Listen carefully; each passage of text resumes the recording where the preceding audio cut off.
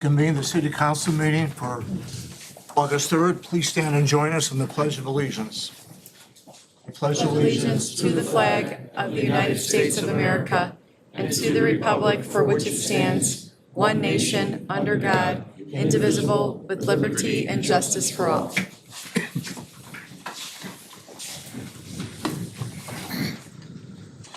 And the roll. Sullivan, Here? Stompanato, Here. Shower, Here. Legansky, Here. Kenny, Here. Gustafson, Here. Belzak, Here. 7 present. We have a quorum. Normally, number 5 on the agenda is questions, comments, and announcements. We're going to deviate from our agenda tonight. We have 3 summer interns who we've been making a presentation to tonight. These young people spent 6 weeks with us here at City Hall, learning about local government. They spent a week with the administration, a week with Public Works, a week with the police department, a week with our planning director, and they spent probably a week and a half with me. And they prepared what's called a capstone presentation. And so tonight we will have Shivani Joshi, Anvi Krishnardula, and Leo Popovich, who will be presenting on FOIA. Ladies.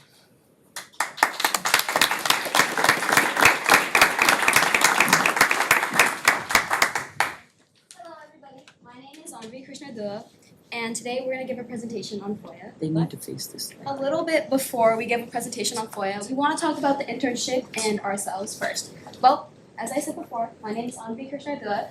I'm going to be a senior at Downers Grove South, and I'm hoping to double major in environmental studies, science, and policy, and then double majoring in political science. I hope to maybe minor in music, as I am a dedicated music student in both our band program and our theater program at Downers Grove South. One of the most important parts of this internship for me was how it made me change what I want to do in the future. Originally, when going into this internship, I wanted to go into environmental law. Through this internship, I learned that there are so many things that I'm passionate about and how the local government and government in general helps so many different places. And I didn't want to lose the different parts that I was passionate about by just focusing on environmental law. So instead, I'm deciding to go into policymaking with a focus on the environment. This is how it helps me, but overall, I would just like to thank everybody for helping us learn about government and helping us with our future. This is Shivani. Carry it on. My name is Shivani Joshi. I'm going to be a senior at Hinsdale South. In the future, I want to major in either public health and go on the healthcare track. I learned about this internship, and I'm really thankful for all the people I met and all the experiences that I was able to get through this opportunity. I'm Leo Popovich. I'm also going to be a senior at Downers Grove South. I'm involved in a lot of music. I was at Bahia before this. I also do a short film and French club, just all that kind of stuff. I hope to, in my future, major in history somewhere because I just think it's so fascinating to learn about our past, and this internship has really shown me how important it is, like how there's just so many little intricate parts of city government that I never knew existed before this, and it's really been helpful to learn about how the people who lead my city work. So just a little bit about the internship itself. We had 6 weeks, as Mayor Marquez said. First week was with city administration with Mr. Vanna. We learned more about how every year there's a budget and different little things like that that make the system run in the first place. We talked about all the pre-planning and everything that goes into the system before, and then how it's actually structured. Mr. Vanna, we learned, is Mr. Marquez's right-hand man. We learned about all the people that work under and with him and how it all works together. Our second week was with Public Works. We worked with Mr. Throm and Mr. Gombach, learning about how our city is kept well. We learned about the projects that they maintain and how they maintain them. And then we had week 3 with city planning and management with Mr. Murphy. And we learned about how bills and actual things are gone through the system, how they make them, and what is needed when talking about things like chicken coops, which we just heard about. And we also learned about public safety with Mr. Rumnick, and we continue to learn about how the police come through our streets and how they aren't all that they're seen through social media and through everything else, which is a big part of our presentation is FOIA, and that has to do with, you'll hear about it later, but a lot with police and law enforcement. Week 5 was Q&A with business leaders and elected officials, where we really learned about the behind the scenes and how everything functions together because they're more than what meets the eye. And then last week with Mayor Marquez, we were able to develop this capstone project and learn about FOIA, and we're hoping to educate you on the same thing. First, we'll talk about what is FOIA. So we all know I'm big into history. So FOIA is the public right to request records from any federal agency. There are 9 exceptions, and it does not apply to Congress, the federal courts, or state or local governments. With FOIA, there's also a presumption of openness, with the presumption that if you are doing FOIA, if you're requesting a FOIA, and if you are the government giving out the FOIA, you have to be open. You cannot hide secrets from the people.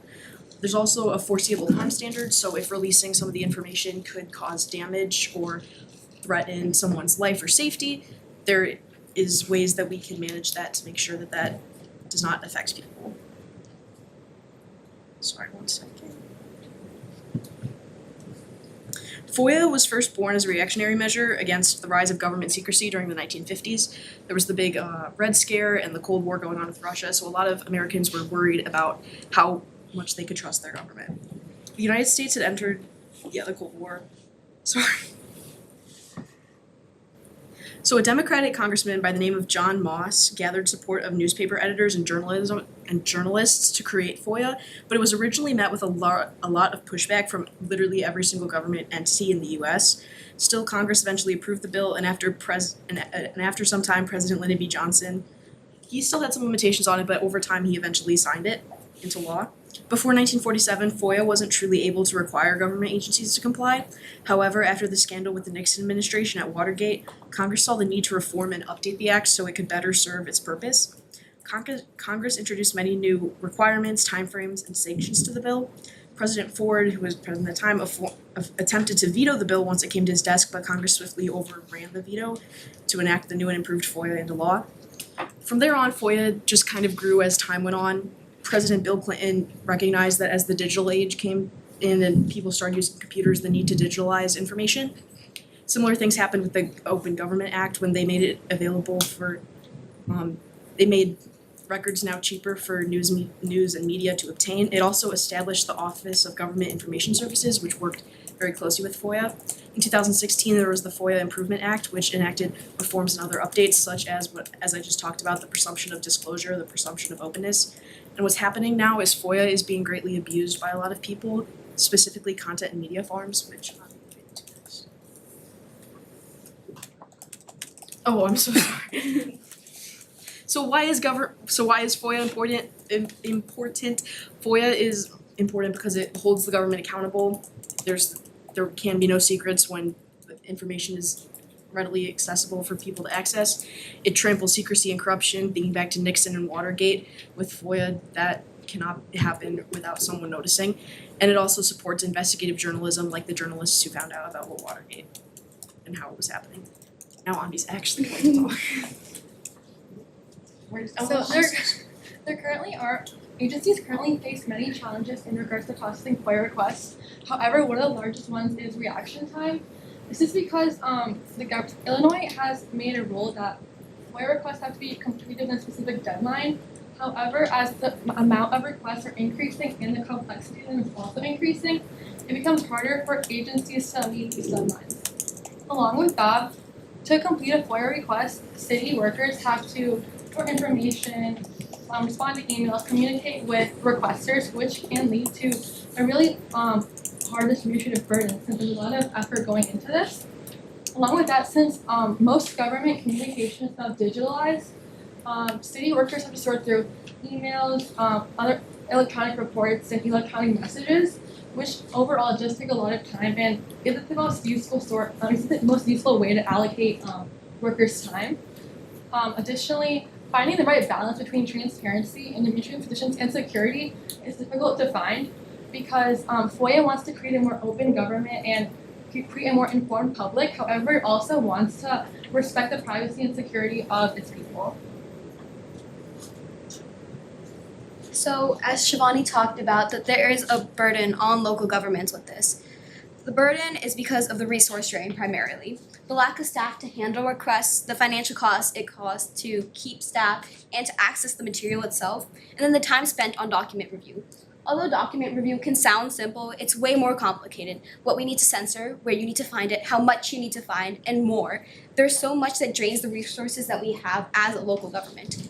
But that doesn't make it unnecessary. FOIA is still very much needed.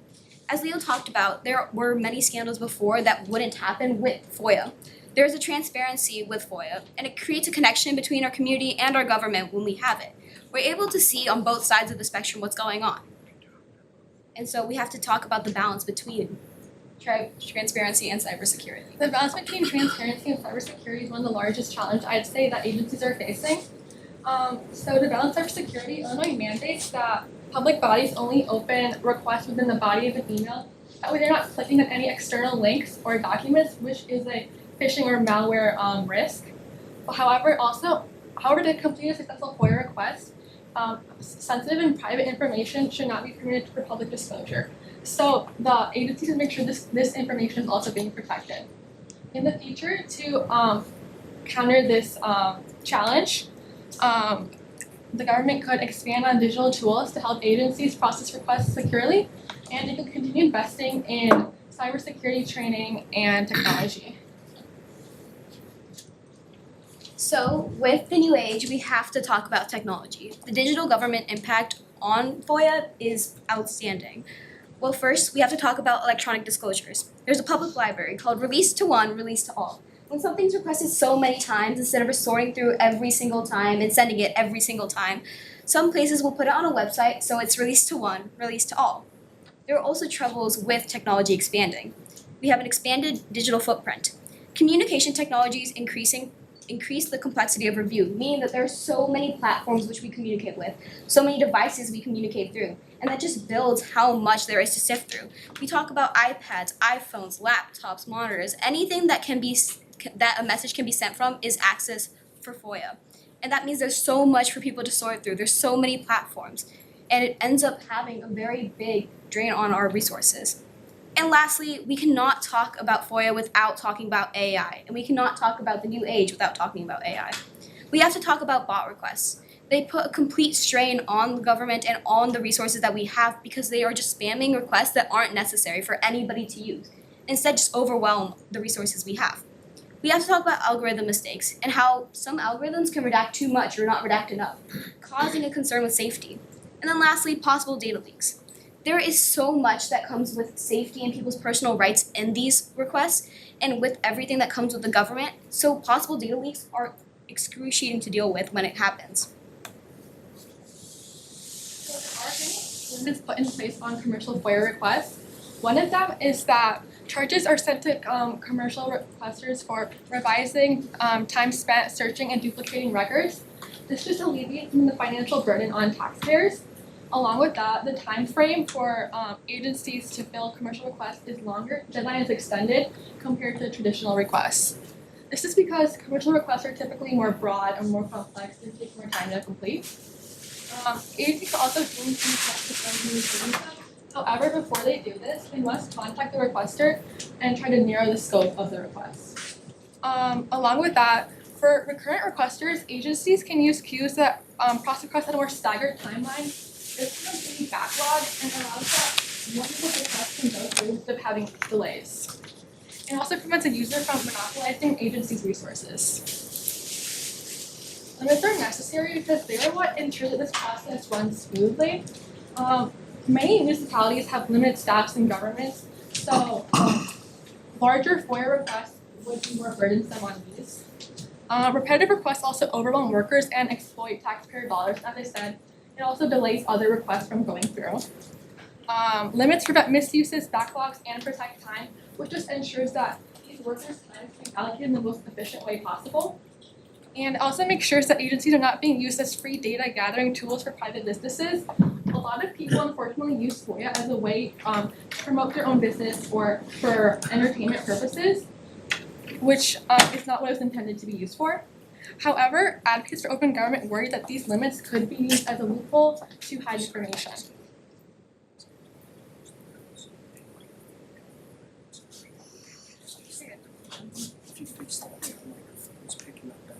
Okay, so it is not all doom and gloom like what it seems. We have to talk about current legislation that is being pushed towards making FOIA a more reasonable thing. So we'll talk about, there are three bills that I would like to talk about. The first one being Illinois House Bill 2887. Illinois House Bill 2887 reduces the number of record requests that can be made for a person to be considered a recurrent requester under the Act. So basically, it makes it to give more leeway to people to answer these requests. It gives 30 days instead of 21 to respond to recurrent requesters. So there's more time for people that are currently requesting and constantly requesting. Instead of burdening the government, it gives it more time, making it a more reasonable ask. Our second bill is 2881, Illinois House Bill. Defines the term commercial purposes as when a requester or one the request was made behalf of uses public record to further the commercial trade or profit interest. It basically just talks about how commercial purposes aren't what FOIA is used for. It shouldn't be what FOIA is used for, and now it defines it so we can help limit across that. And lastly, 351 Illinois House Bill sets stricter regulations on what is considered news media. News media does not include sites that post law enforcement videos for money based on views. It also says that after the first 8 hours, public bodies can start charging for $40 per hour spent preparing responses. It gives it more thought to the people who are requesting, so they're not just spamming and requesting random things, but instead giving thought for what they need. And it gives it more reason for news media. News media is allowed to use law enforcement and these kind of videos to help them, so it helps define that term and allow that term and people under that term to have FOIA requests.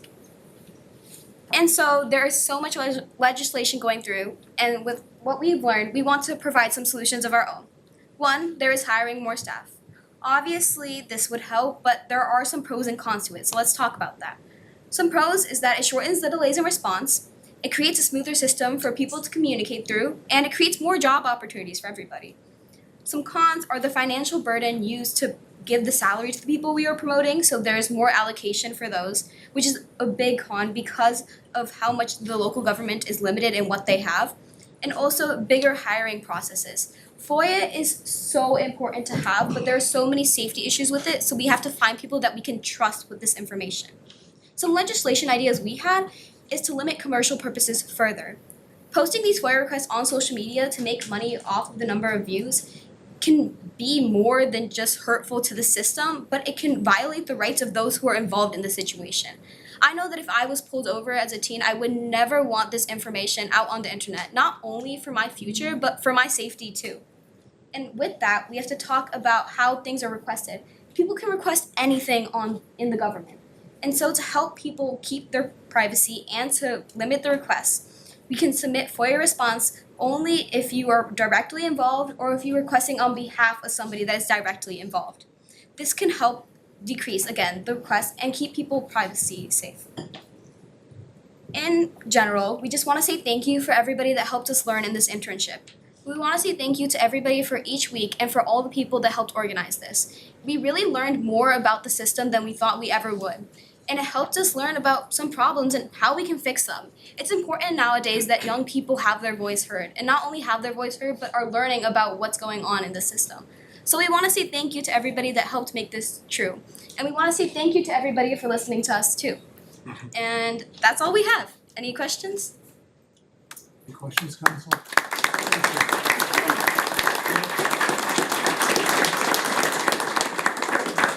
Well, thank you, Mayor. Great job. We were just down in Springfield last month, and FOIA requests and this whole topic is something that every municipality, city's talking about in this state. And you brought up some really good points of, I'm not gonna mention the city, but we talked to other people from other cities. They have like 4 to 6 people, full-time, just handling FOIA requests. Full-time, not just part-time, full-time, and it's growing, not just on the police side, but also on the administrative side too. And like you said, it deprives a lot of people of due process before they even have a chance, right? I mean, look at what just happened with Tony Romo, right?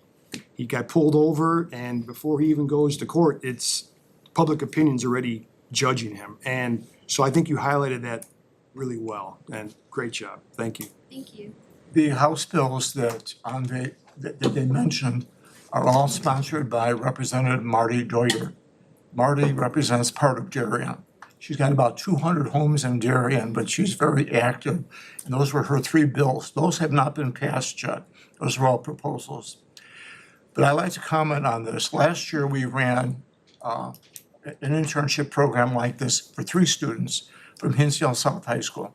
They did a wonderful job. This year, we decided to expand it. We have 2 wonderful high schools in Darien. Downers Grove South High School services a large portion of Darien. And then we have Hinsdale South, which services the majority of our students in Darien. And this year, we wanted to offer a program to both. And we wanted to go 3 and 3, but we ended up going 4 and 2. So I want to thank Ryan Altenberg from Downers Grove South High School, Assistant Principal Kyle Burritz from Hinsdale South High School. We have our principal of Hinsdale South High School here, Dr. Carrie Peranto. Carrie, you must be very proud of your students. They do their due diligence in terms of selecting these students. These students get a half a credit working with us. We fine-tuned the program this year to make it a little bit stronger. They actually met with State Senator John Curran, Representative Nicole Laha, Representative Marty Deuter, and they met with Alderwoman Mary Sullivan, Alderman Ralph Stampanato, and Alderman Joe Kenny. So they got a chance to talk to people in elected positions. They also met with 8 business people who got to tell them what it was like in terms of their business relationship with the city of Darien. So they accomplished a lot. And I gotta tell you something, as someone who worked with them, I am entirely impressed with these students. And I like to have more than just 6 students, but it becomes a little bit of a burden. So we're gonna probably keep the number at 6 and offer the program. If Carrie lets me offer the program, we'll offer it again next year. And now they're gonna make a presentation to the Board of Education for District 86 and District 99, so they're not done yet. But I'd like to also introduce Mr. Ryan Walheim, who is the president of the Darien Lions Club.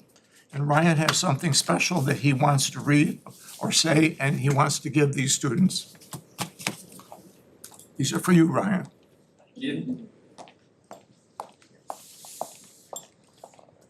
Thank you, Mr. Mayor. All right, well, just on behalf of the Darien Lions Club, we just wanted to say congratulations. This was very, very impressive, and that 6-week program, you guys did a great job, and we really appreciate students like you that help out the city, and that's all, what we're all about as well. So we just, as a little token of our appreciation, we wanted to give you a little check and a little cash to say thank you very much. So we appreciate you guys.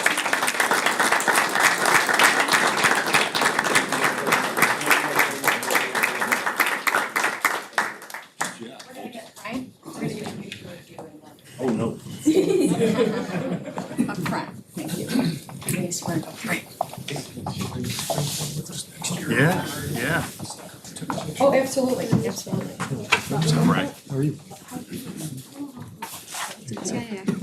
Here we go, guys. Scoot back. Do you want to scoot back a little more? I'm trying. Okay, I know you are, girl. 1, 2, 3. 1, 2, 3. 1, 2, 3. And we got. Thank you. Okay.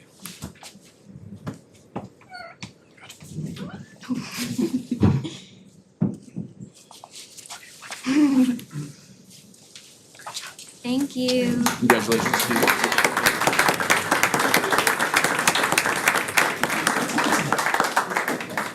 You know, they say if democracy is going to continue in the United States, you've got to get young people involved. And this program, while there were only 6 students, we might consider doing something more along the lines of an adult program as well. So maybe sometime in the future we'll do that. Congratulations, guys. Thank you so much.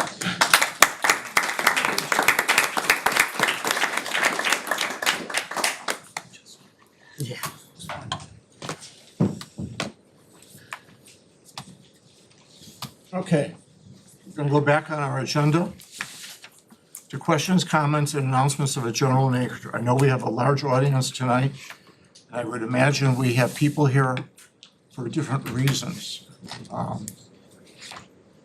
How many are here tonight to present on Castle Eden, the White House? Okay, we just have one individual. All right. We're going to have that individual come forward.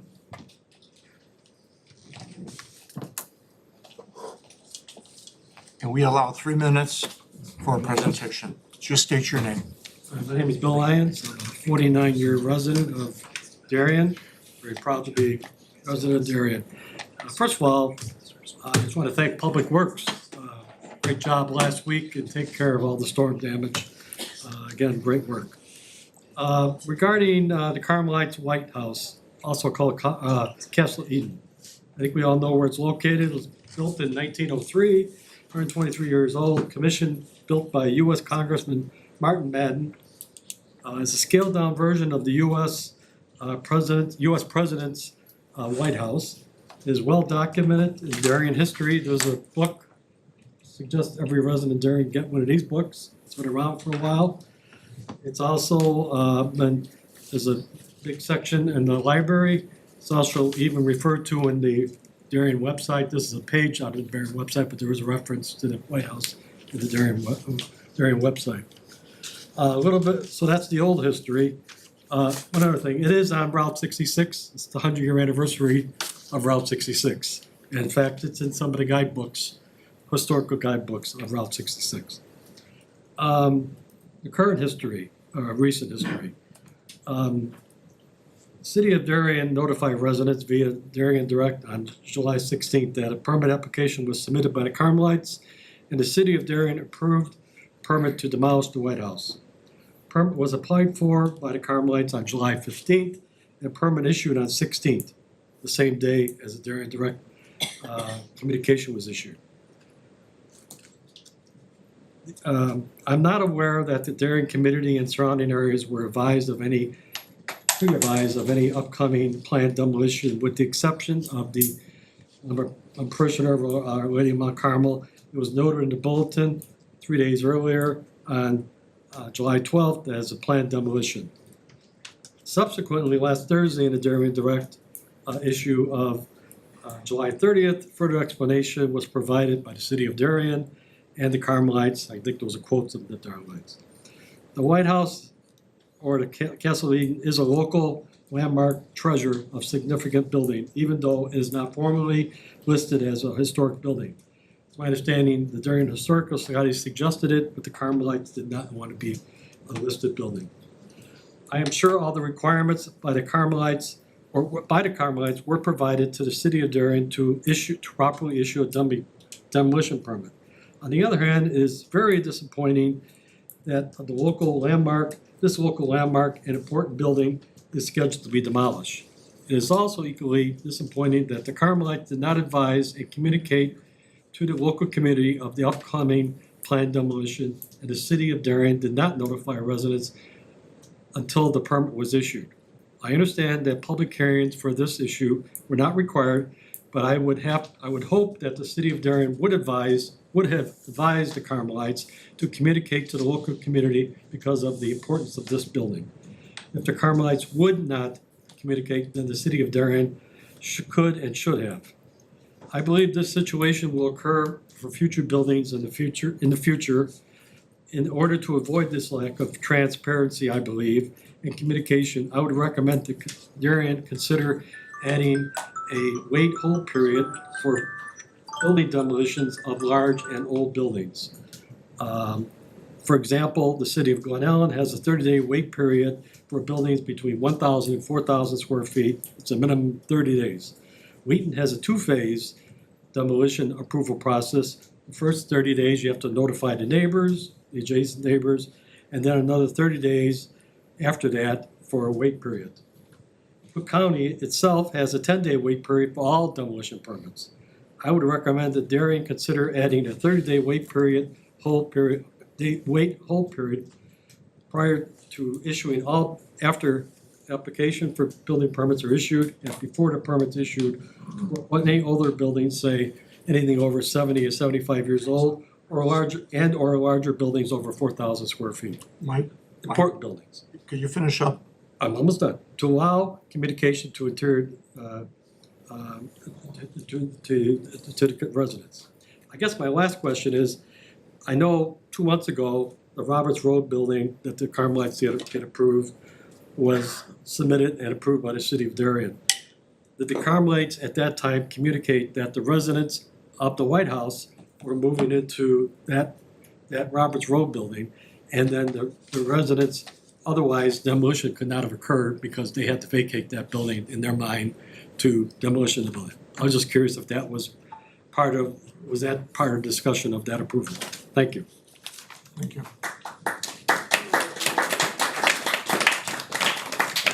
Anyone else here that wants to address the council on Castle Eden?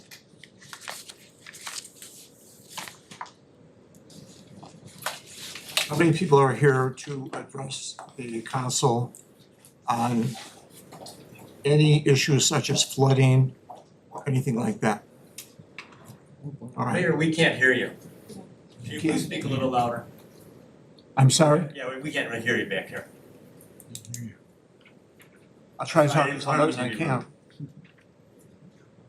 Who is here to talk about flooding? All right. Would you come to the microphone one by one then and state your name? Go ahead, I was first last time.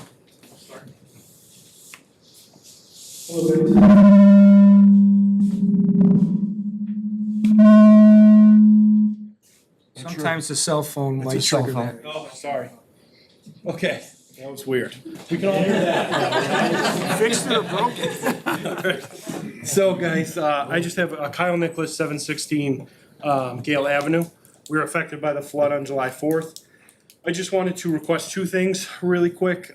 First is to address an immediate financial hardship on the flooding that happened. Will the village establish some sort of fund, whether that be a freeze on permits, provide property tax credits possibly for the affected houses? Second question would be, for any fixes that we have to do to our homes, is there a way that all building permits can be waived and expedited so that we don't have to wait for that approval process? That would be my two questions. Mr. Condit? Currently, we do have a building permit holiday for certain things. I believe administratively, we'll take a look at the policy, what the policy reads in respect to the permits that you're looking for. Yeah, and you've helped me with the egress issue that we're having. Correct. Have been great on that aspect, so. That wouldn't be a problem, but yeah, we'll just confirm that and we can get that back to you as far as the building permits holiday, if you want to say it's currently in place.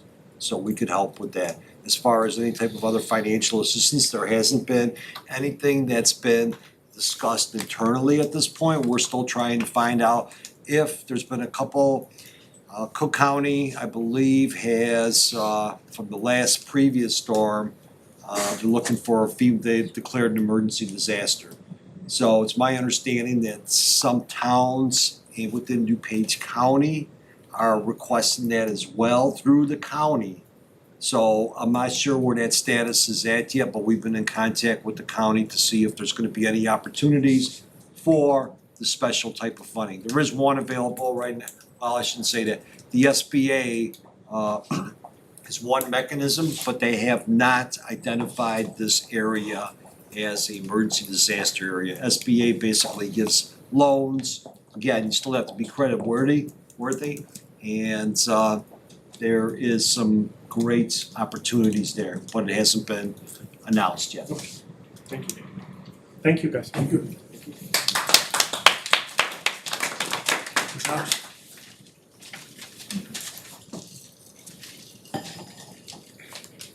Just state your name, please. Steve Kotwicko, 414 71st Street. There's two issues I want to address quickly. One is the 4th of July storm, and I missed the last meeting when it was talked about, and mainly in the Brookhaven area. 71st Street and the 400 and 500 blocks were decimated.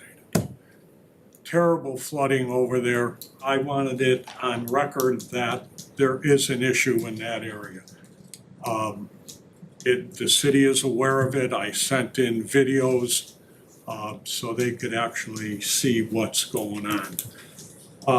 Secondly was this last storm on Monday. On 71st Street again, Tuesday at 4 o'clock in the afternoon, we lost power. There were 8 homes on the 400 and 500 block of 71st Street, and 8 homes on Maple Avenue in the 400 and 500 blocks. The houses back up to each other.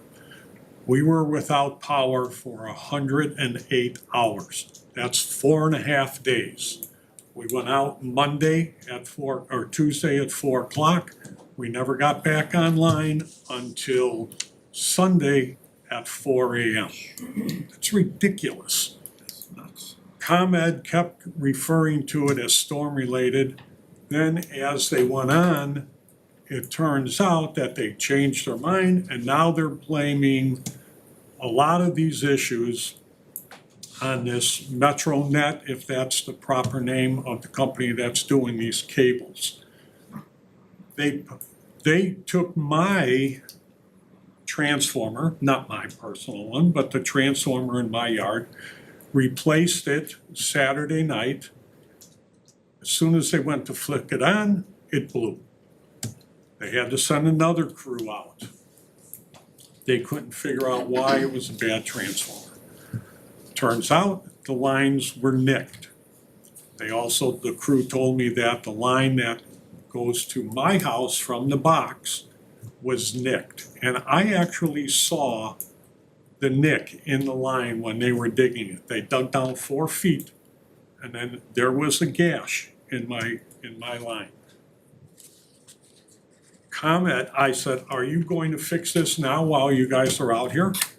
And their response was, oh no, we don't fix it until you're out of power.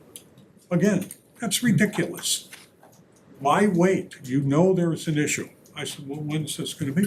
He goes, could be 1 day, 1 week, 1 month, 5 years. I mean, we need to get a hold of ComEd and talk with them and find out what's going on. We need to talk with this MetroNet, who's doing these cables that's laying there. They're nailing all of our power lines all over the town. And ComEd is telling me that they've got all kinds of calls to repair these. So what I'm looking for is more communication between the city and these companies that work for us. You know, the ComEds, the MetroNets. We need to find out what's going on. This is costing residents a lot of money. Most of us in that 16 group, which was not a priority to ComEd, had to go out and buy generators. We lost food. I mean, 108 hours is a long time to be without power. I mean, that's a very long time. I learned a lot how to survive again too. But the expense, you buy $1,000 generator, you're putting in over $150 worth of gas over that amount of time. The food you lose, you can only run so much off these generators. So I'm reaching out, looking to the city to help us get better communication and better service from everybody that's servicing the community.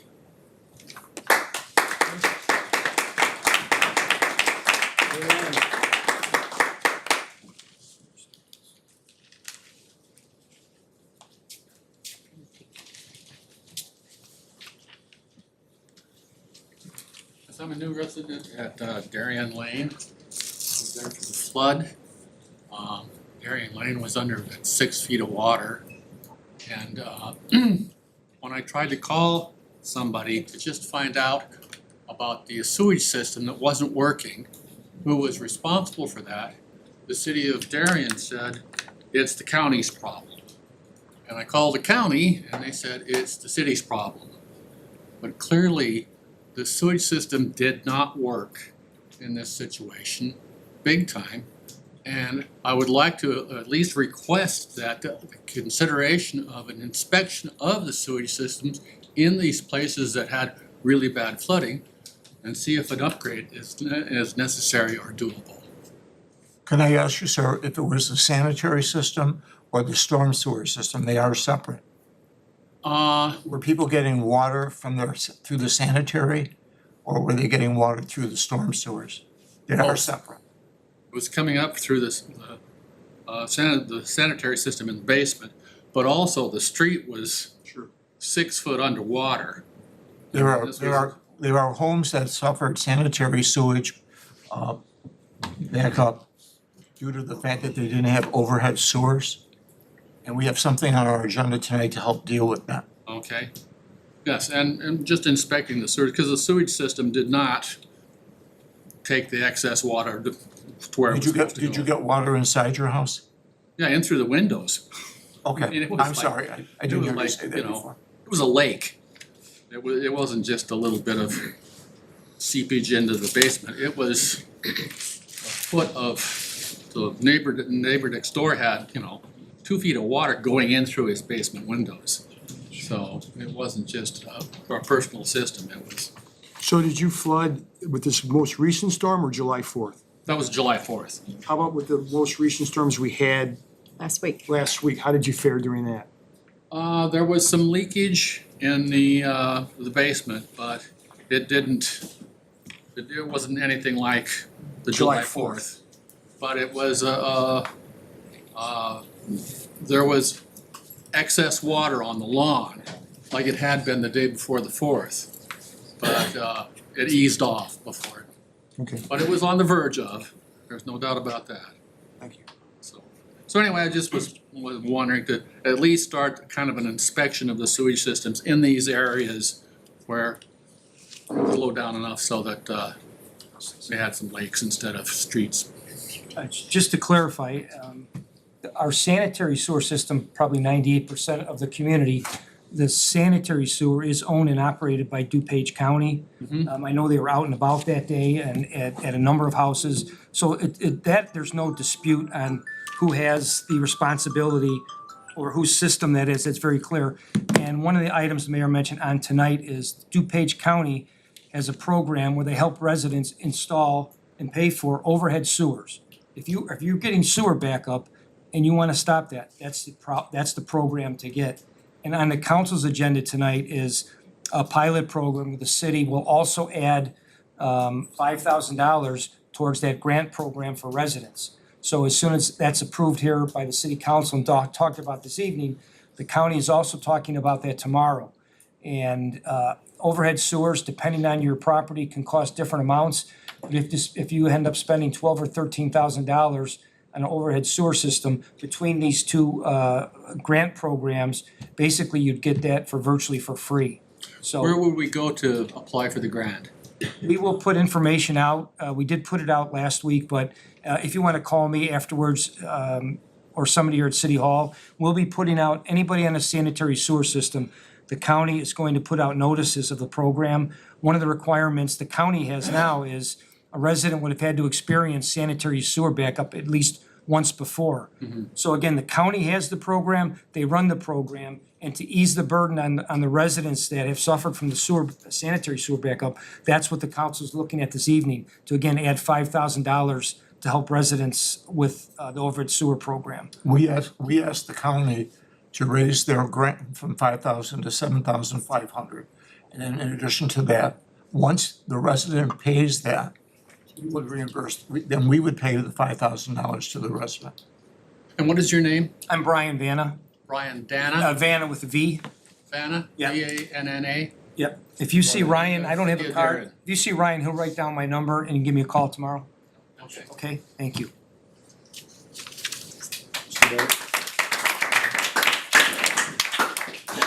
Just to also expound on that gentleman's comments, Darien Lane is one of the locations that we are targeting with Christopher Burke Engineering on the survey, and we have inspected. We're doing some additional inspections on the line itself. And I did personally visit several residents on that block, and if I'm not mistaken, gentlemen, if he's still here, were you on the southern ends of the flooding? Yes. Yes, you were the last house then, so yes, I'm very well versed in it, and we're looking at solutions there. Anyone else on the flooding issue?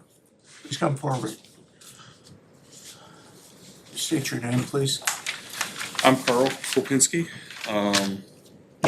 I've lived in Darien for over 30 years on Darien Lane. Where I live is actually the lowest spot between Hickory and Timber. There's 2 sewers. I know Dan's been out there, and I am the very low spot. Water comes from both sides. Dan just mentioned that, I was gonna ask if the engineering study about the flooding was gonna include Darien, because I watched the last council meeting, I didn't hear what areas were gonna be covered. So thank you that it's gonna be covered.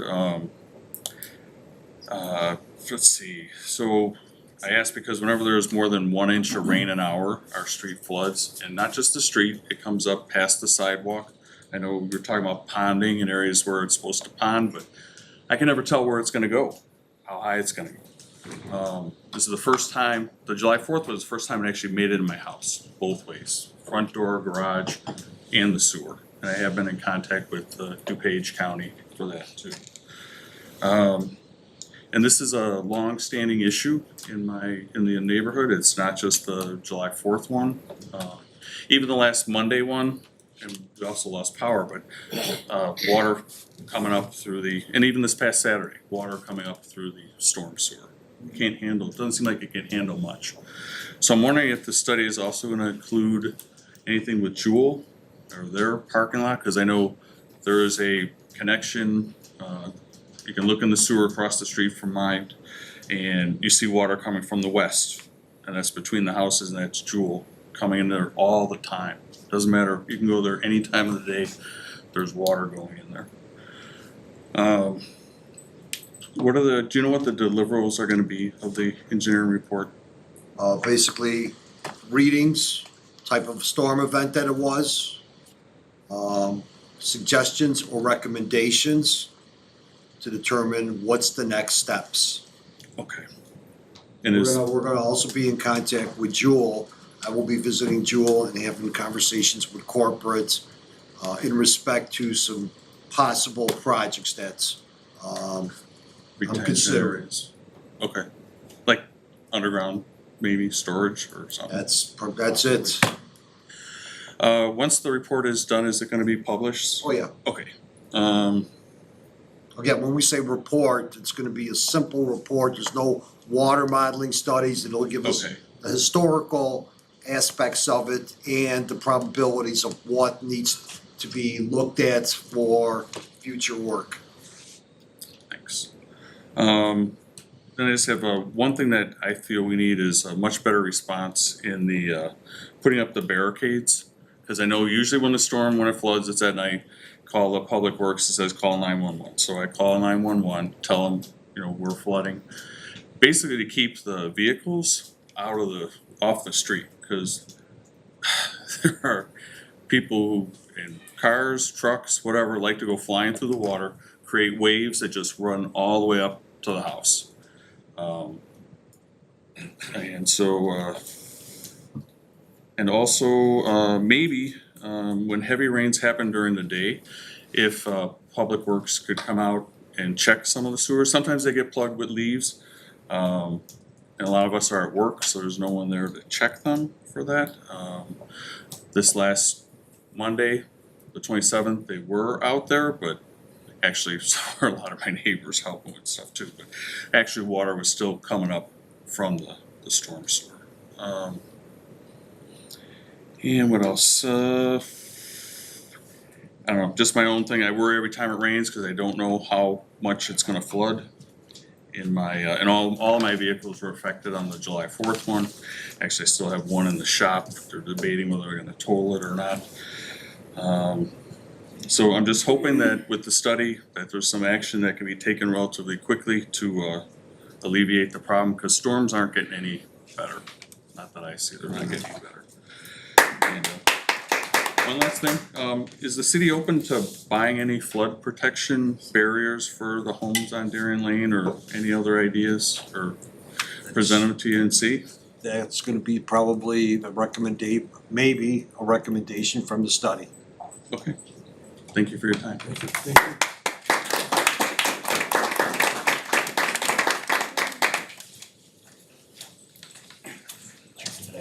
Hi, my name's Scott Delay. I'm at 7319 Darien Lane. I'm Carl's neighbor. I'm kind of probably just going to tack on to what has already been said about that street, but we moved in March, and now our garage, basement, front entrance is destroyed. So it's been kind of a rough start to living in Darien for me. I know I talked to you shortly after on the phone. I didn't get to meet with you in person. I didn't prepare anything. I don't have anything new, but I was just kind of wondering, I know you mentioned the $5,000. I did actually meet with Dwayne from DuPage County. I forget his last name, I'm sorry, but he did mention the overhead sewer system. And then it's good to hear that there's additional money resources that might become available, but we're already just cleaning up and tearing up our house. We're already well beyond what my insurance covered. And that doesn't even get into like additionally like had to get a new water heater, new washer dryer, get our furnace fixed, because we had about 2 feet of water sitting in our basement. So it was sewage backup, probably from the county sewer system, like you said. It was gushing out of the drain in our basement. But on top of that, we had water coming in the front door and through the windows. And like Carl was saying, cars driving down the street. We were out there that night on July 4th, and there was a fire truck too that drove through and just pushed water. We wouldn't have had water come in our front door had those trucks not been driving down the street. So that's an issue I'm concerned about, especially with like emergency vehicles. I know they need to get where they need to go to, but on that small stretch of street, there are other ways to get around that area with that much water. The Jewel Osco water flooding and backing up the sewers is a major concern. So now every time I see rain in the forecast, I'm like terrified because we just went through all this stuff. We're trying to figure out how to move forward. My father-in-law moved in with us and was living in the basement, so virtually all his stuff is destroyed now. And we're trying to just figure out like what to do next. The only question I had is, when you talk about overhead sewer system, now I've met with a couple different people. I've had plumbers out, I've had waterproofing out. We did just get a new sump pump, so that wasn't the issue because we literally had water surrounding our house. So everywhere the water could potentially go was just useless. So everything started backing up. The money that is offered to help out, does that also include like having a backup sewage vault put in the yard to catch extra water, or is that like specifically for overhead sewer system? For the overhead sewer, we have a number of homes that we visited that the damage came up through the sanitary sewers. And the county has this program already for $5,000, which they're gonna move up to $7,500. They have a system of installing outside your house, because a lot of people live in split levels where that bottom level is a family room or, you know, a Yeah, and finished that's how area. ours is, so. Yeah, well, there is a process where they do it outside, so they don't have to further damage the inside. I did meet with someone the other day and we went over kind of those options as far as overhead sewer system, which I was told doesn't always work that well with a split level where you're not completely underground. But also potentially instead of doing that, having a vault system dug into your yard to catch and back up extra water. So if we decided to go that route instead of an overhead sewer system, would that be included as well? If Same the thing? if the county of DuPage approves that as part of their program, our $5,000 would be contributed. So anything the county, since it's their program, anything they approve in terms of the construction or overhead sewers, whatever you might do, if they approve it, we would also contribute the $5,000. Okay. All right, thank you. Very welcome. Thank you.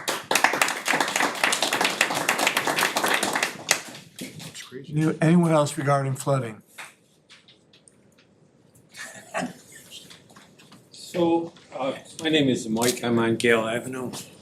The neighbors over there just spoke already. As far as the overhead sewer system, I had someone come out, I think Dan had the county come out, told me I didn't qualify for an overhead sewer because I have an ejector pump in my basement because I have a bathroom down there. And then he said I didn't qualify because my clothes washer discharged out of there. And I spoke to a plumber, and he says no one has their clothes washer go to their sewers. That's against the law. So my question is, if I don't qualify for the overhead sewers, and then I had the irrigation from the county come out, and they said there was no financing or no deals worked through the village, what is my next step? I think we need to clarify, first of all, what and who came out from the county, because It something was is. a gentleman, two gentlemen that you gave me their names, so it was Dwayne Dwayne, and Sean? I think it was Dwayne, but I don't wanna say it was. We could double check. So Dwayne came out and says, this is a pass-fail test. And he walked in, he says, you failed. So I didn't qualify for, because I have the ejector pump in the basement. Then I was told that some of the problems is other people are tapping into the overhead system that are not supposed to be tapping into it. Those are illegal connections, which basically, you know, I'm not sure if your situation with the washer, for example, goes into the actual sump pump or does it go into the ejector pump? So that's the only thing that could be illegal about it. There are systems out there that still, they're antiquated, they used to be allowed for basements where water, dishwash water would be expelled into the actual sump pump and discharged to a backyard. And I was told that that should never happen. Correct. You're right, that should So never why happen. would I fail something that shouldn't be done legally anyway? If you want, I'll let you write down your name and number here. And then I've also had the irrigation people that you sent out, and they don't know anything about any of these programs. When I asked them, can I at least finance this?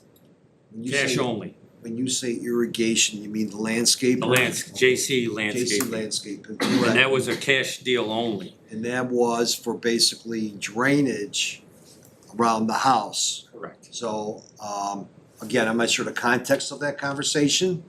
I wanted to run a line out front, and then he was gonna run the back out to Cass Avenue. I live right off Cass. Okay. Yeah, and again, let me find out what happened because something's not right there. That's all I can say. I've had both people come out, so I don't even qualify for the overhead. And I know you guys are gonna discuss that a little bit later, so I didn't know if there was something I missed. And then the rear yard drainage, I'll refer to it as a rear yard drainage program, depending on what the situation is. We have to go back and revisit it. You may qualify where the city has opportunities to do rear yard drainage programs. Basically, the city covers approximately 75% and the rest of the costs on the residents. So what that 25% equates to, without not job costing it, I could not tell you. But meanwhile, like I said, if you wanna write down your name and number, I'll give you a call tomorrow, follow up with the county, and we can go from there. Cause besides July 4th, everybody keeps saying July 4th. Every time it gets a heavy rain, I don't sleep at night and I get 20 texts in the morning. How's the basement? How's the basement? So this has happened every time we get a hard rain. The last time it rained, I really was not that concerned because half my basement's missing. So if it floods, there ain't really much damage you can do. So every time it rains, the sewer system does not handle the water. I mean, I look out front and I have pools of water in my street. Every rain on Gale Avenue. I don't know about other neighborhoods. I don't want to speak for them. Every time we get a heavy rain, it's a problem. And we're also looking at that as well. That's one of the targeted areas for the survey. And the survey will be concluded roughly within a month and a half. Month and a half more. Yes. All right, thank you, everybody. Thank you.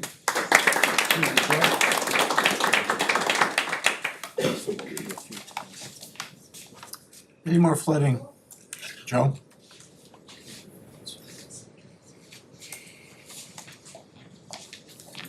Good evening, everybody. Joe Mychek. I live in Farmingdale Village, Aylesworth Drive.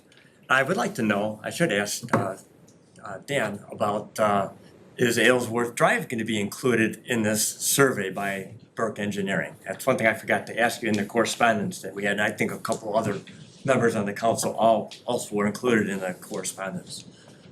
So that's one question I forgot to ask. The answer is no. I'm not sure why it would be. Well, because our area repeatedly floods. This has been over like 26 years. It's not the first time. Again, it's gonna keep on flooding. Number one, I did receive your email.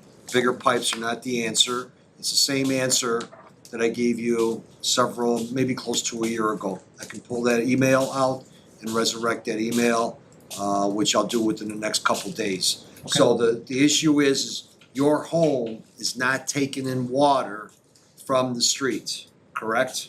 You are correct. And again, parts of that area, when they were built, was prior to the stormwater ordinance or pre-1980s. Stormwater ordinance came into effect in the 80s. Streets were also used as part of detention systems. So again, we've been through that exercise before, and I can tell you that the project that we did there between the homes does work. You would have had, the whole block would have had water over the fire hydrants. It's about 3 foot in comparison to what it is now. It has lowered that elevation. And ComEd also has been. Not true. I'm sorry, that is not true. Okay. The water has been over the fire hydrants, okay? And I'm not trying to be rude to you, I'm just telling you that it's a fact. And cars got stuck, okay, because the water was so high. And that trench that you built between two neighbors to the south, between their houses, okay, that goes from the sidewalk, I don't know if the rest of the council is aware of this, but the trench that goes from essentially the sidewalk to this back former swale area, as I'm gonna call it, a former swale, because things change with all the development there. That does drain the water, but it drains it too fast, and now it has increased the water in that swale area, and it now floods our backyards, okay? It inundates this is part of the email correspondence, and I'm just repeating this for people who did not get the email. It now inundates that electrical transformer box distribution node, shorts out the components in there, and then there's a power failure. So water's coming up high, electricity is off. Sump pumps aren't running. If a person doesn't have a generator, they're in trouble, okay? So my quick 2 questions, please. Has ComEd said anything about when they're gonna get out there and either relocate or raise that transformer box? Don't have to follow up on it yet, but it was basically expedited to the External Affairs Director. So she should be following up. Obviously, they've been badgered with more, weather element from the tornado last week or semi-tornado, whatever way you wanna look at it. So I'm anticipating that I should have an answer within the next 24 hours. But they are gonna be raising it. They are aware of it. Yeah, okay. So it did tell you that they're gonna raise that transformer node? Yes. Sounds good. But the other thing that I also said in my email is that addresses the electricity outages, but it does not address the flooding. And that's very critical to a lot of the residents. Unfortunately, I don't have a basement. Neighbors up north to me, neighbors to the south of me, they both have basements and they both had a lot of water damage, okay? So I was lucky. Again, was the water damage from water entering the front door, window wells, or was it sump pump failure? Well, for their house, I can't say, but I observed water. Have them call me. Yeah. I did observe water going up to their garage, and it has entered their garage. I'm talking about my neighbor to the south. It has entered his property, his garage, from the street, flowed up from the street. And it has also entered from the, river that forms between my property and his.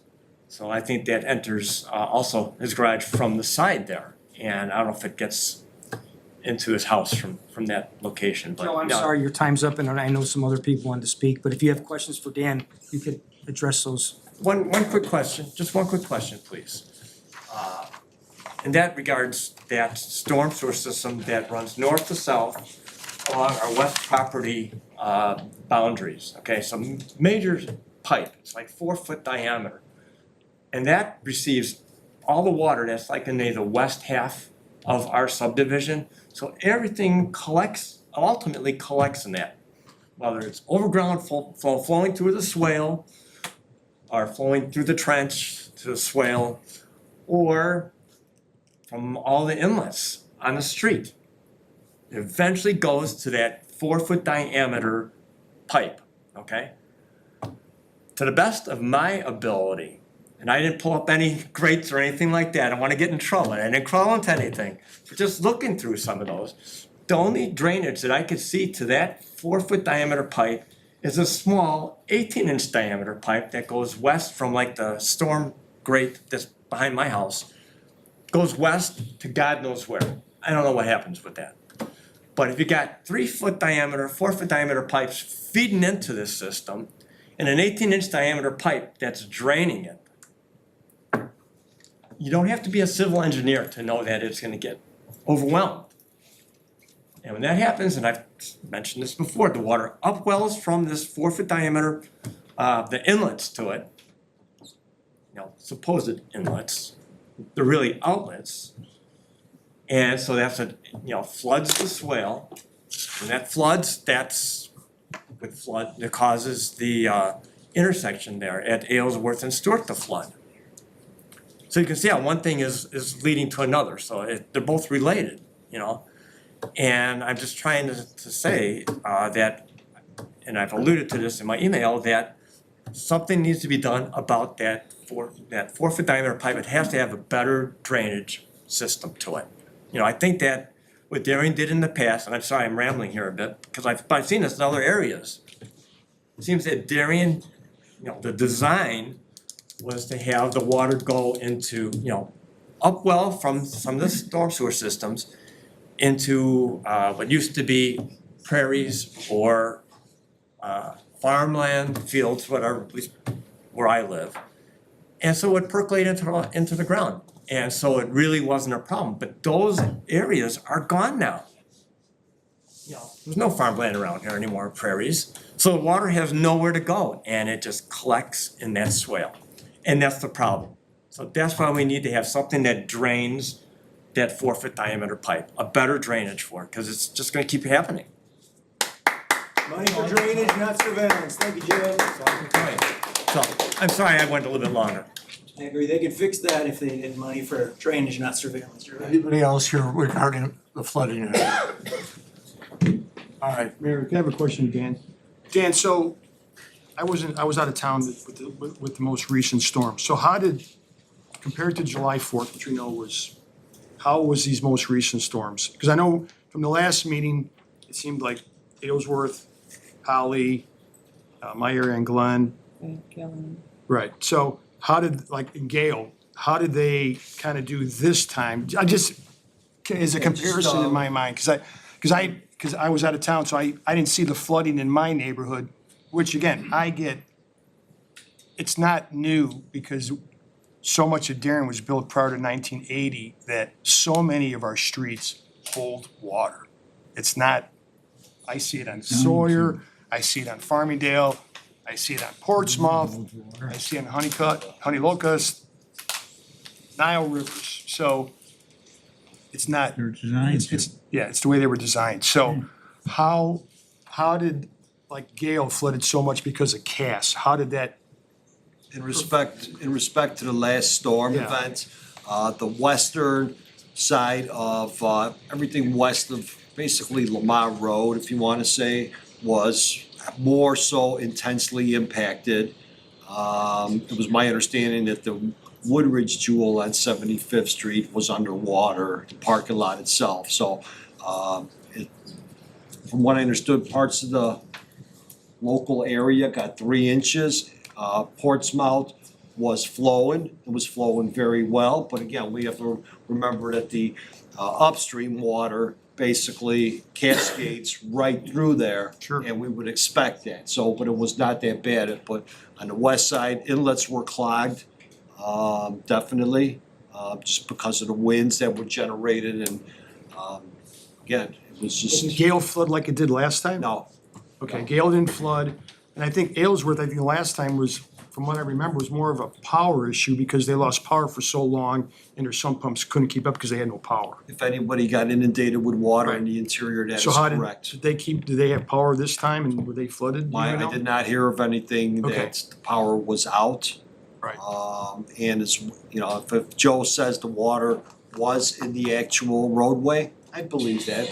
But it would be temporary, and temporary meaning anywhere from 20 minutes to Couple hours. 40 minutes, 45 minutes, it would have subsided. And how about, I know Holly, how did that turn out? 71st took a little, had water, 71st and Worth, I believe, had water within the streets. We expect that, that's a little bit of a frequent issue there. That's because by design, again, and all that water goes back into the Fairview Avenue storm sewer and/or into Holly Park, which eventually just goes back into Fairview Avenue. Thanks, thank you. Or anyone else on the flooding? Is there anyone here who has anything they want to question or present to the city council that's not related to the flood cameras? Anyone who want to address the city council? Yes, please come forward.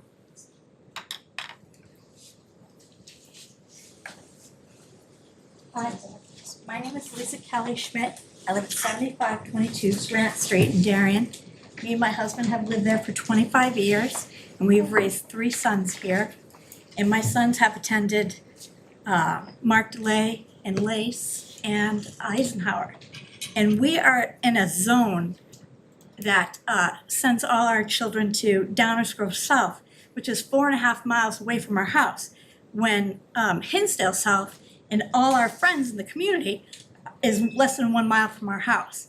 So what I want to know is if they could have an option for kids who graduated from Eisenhower Junior High School to potentially choose between Downers Grove South and Hinsdale South. You know, 25 years in this community, all our 3 sons, they have a lot of bonds happening with these children in this community. And when they're forced to go to, because of district lines, to Downers Grove South, that's a school of 3,000 kids, and they don't really have friends there. All of their friends are over here in the town of Darien. And so what I want to do is ask if you would consider our proposal or our petition to give these children an option to either attend Downers Grove South or Hinsdale South. That's it. You're presenting a very complex issue that involves school boundaries drawn by school districts. You're talking about real estate tax money that goes to school districts. And your question is not new. I've lived in Darien for over 40 years, and it has come up over and over again by residents like you, whose children are going to Downers South, where all their friends are going to Hinsdale South High School. To be quite honest, that's something the city doesn't govern at all. We're not involved in that process. Today, I put in a phone call. I received an email from a woman who wanted to know, supposedly they heard that there was gonna be a discussion of the boundaries. Yes. And I think I responded and said, I don't know of any study Yes. or discussion that's currently taking place. Mary, have you?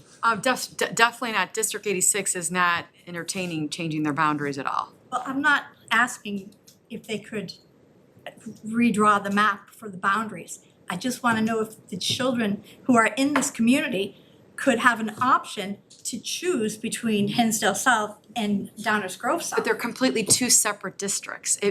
If it was in the same district, like Downers Grove South and North, or Hinsdale South and Hinsdale Central, children within a school district can petition the district to go to a different school within the district. But you're talking it's like Indiana and Illinois. It's like they're 2 completely separate school districts, 2 completely separate taxing bodies. Yeah. And I don't see ever there being a world where they're gonna let kids pick and choose unless the boundaries change. And District 86 would have to basically change the boundaries in cooperation with District 99. And typically, schools don't want to surrender parts of the district because that means students and money to another district. It wasn't that long ago that District 86 had a buffer zone down near 67th Street where the people, students could either, at that time, had the choice of either going to Hinsdale Central or Hinsdale South. And the district ended that probably 10 years ago or so. Yeah, probably about 8 years ago. Yeah. So, and they was within that school district and they got rid of the boundary there. So currently I live on Grant Street, and which is between 75th and Plainfield and Cass. And so this little wedge, people on the one side of 75th, they have to go to Downers Grove South. And on the other side of Plainfield, those kids go to Hinsdale South. And I'm in this one little pocket. And it's 4.5 miles away for my kids to get to school, where Hinsdale South is less than 1 mile from my house in the town that I live in, and my kids can't go to that high school. It just doesn't seem fair. I would recommend- They should have a buffer zone or an option for everybody to choose. You know, we establish relationships here in Darien, and we can't even go to the high school that's in our town. I would recommend approaching the District 99 school board and see, you know, is there any possibility that they would entertain, you know, allowing that pocket of students to be redistricted into District 86. But you would need to start with your current school district, which is District 99. Well, I actually did have a conversation with the District 99 superintendent, and he did support me. He said he was willing to support me in any way, but he didn't make that suggestion to me. The school board is the one that ultimately makes that decision. Now, school board meeting. we actually, we have two wonderful high schools. Downers Grove South High School is a wonderful school. Hinsdale South High School is a wonderful school. Regardless of where your child goes and the friends they might make or the friends that they're gonna leave behind, they're gonna get an excellent education at either school. I have 3 students sitting back there who all go to Downers Grove South High School, and I'm sure each one of them will tell you that it's a wonderful school. And you have a young lady here who goes to Hinsdale South, and I'm sure she'll tell you the same thing about Hinsdale South.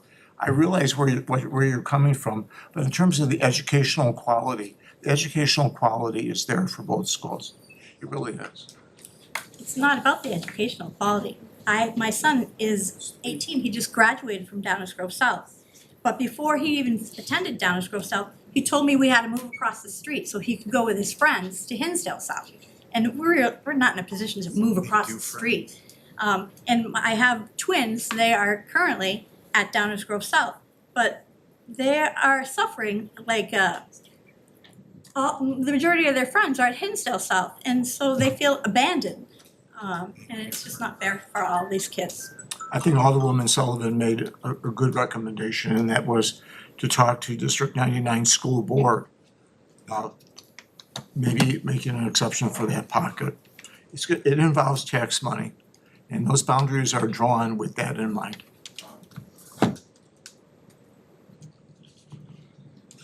There's nothing the city can do. It has to be the school district that does it. I mean, there's absolutely nothing we can do as a city.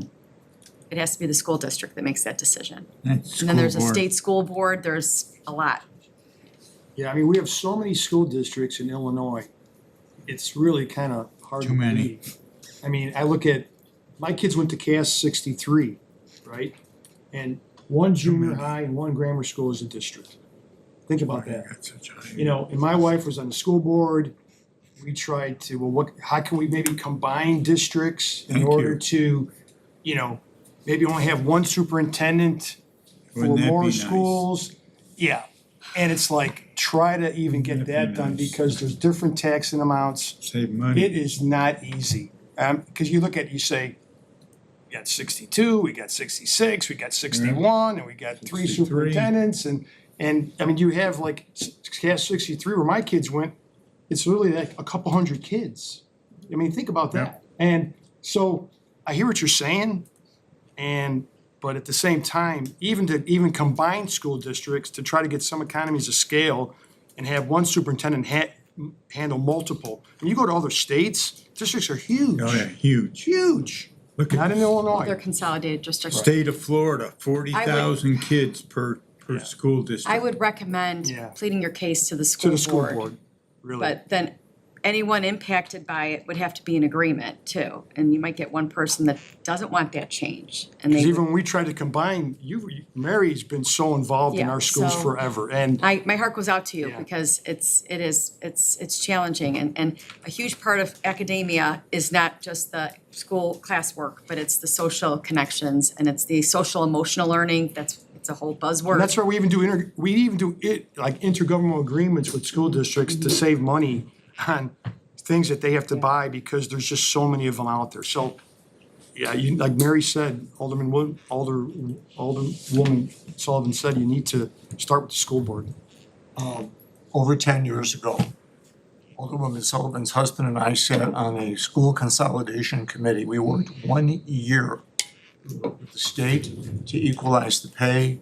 We went through every factor in terms of what it would save the taxpayers if we combined those two school districts together. It You're took a us grade school though, not the high school. not the high school, the elementary. It was 2 of the 3 that currently exist. We spent a year on it. We did a lot of work on it. Alderman Podorowski represented one group. I represented the District 63 area. We made a presentation to both school boards. Both school boards. One said yes, the other one said no. They didn't want to do it. After 1 year of work. When Alderwoman Sullivan, I became mayor, that was about 4 or 5 years ago. I asked Mary to talk to District 63. We had 3 superintendent vacancies. And we went to each one and said, now would be an opportune time to consolidate all 3 school districts because you're all looking for a superintendent. That's right. Form 1 district, have 1 superintendent. And the response was, we want our own school district and we want our own superintendent. That's the reality. So your suggestion is I go back to the District 99 school board and find out if they can allow this pocket to attend the other District 86 school. Is that They right? would have to, basically release you to be redistricted. And then they would have to talk to District 86 to see if they're willing to take you. But you'd have to start first with District 99, because they're the ones that would have to basically give you up. So that District 86 then could take you in. The school board, not the superintendent. The school Okay, go to board the makes school the board. decision. The school board is the elected body by you, the citizen, Yeah. that makes those decisions on your behalf. Let's go to the next school board meeting. All right. Thank you. Best wishes.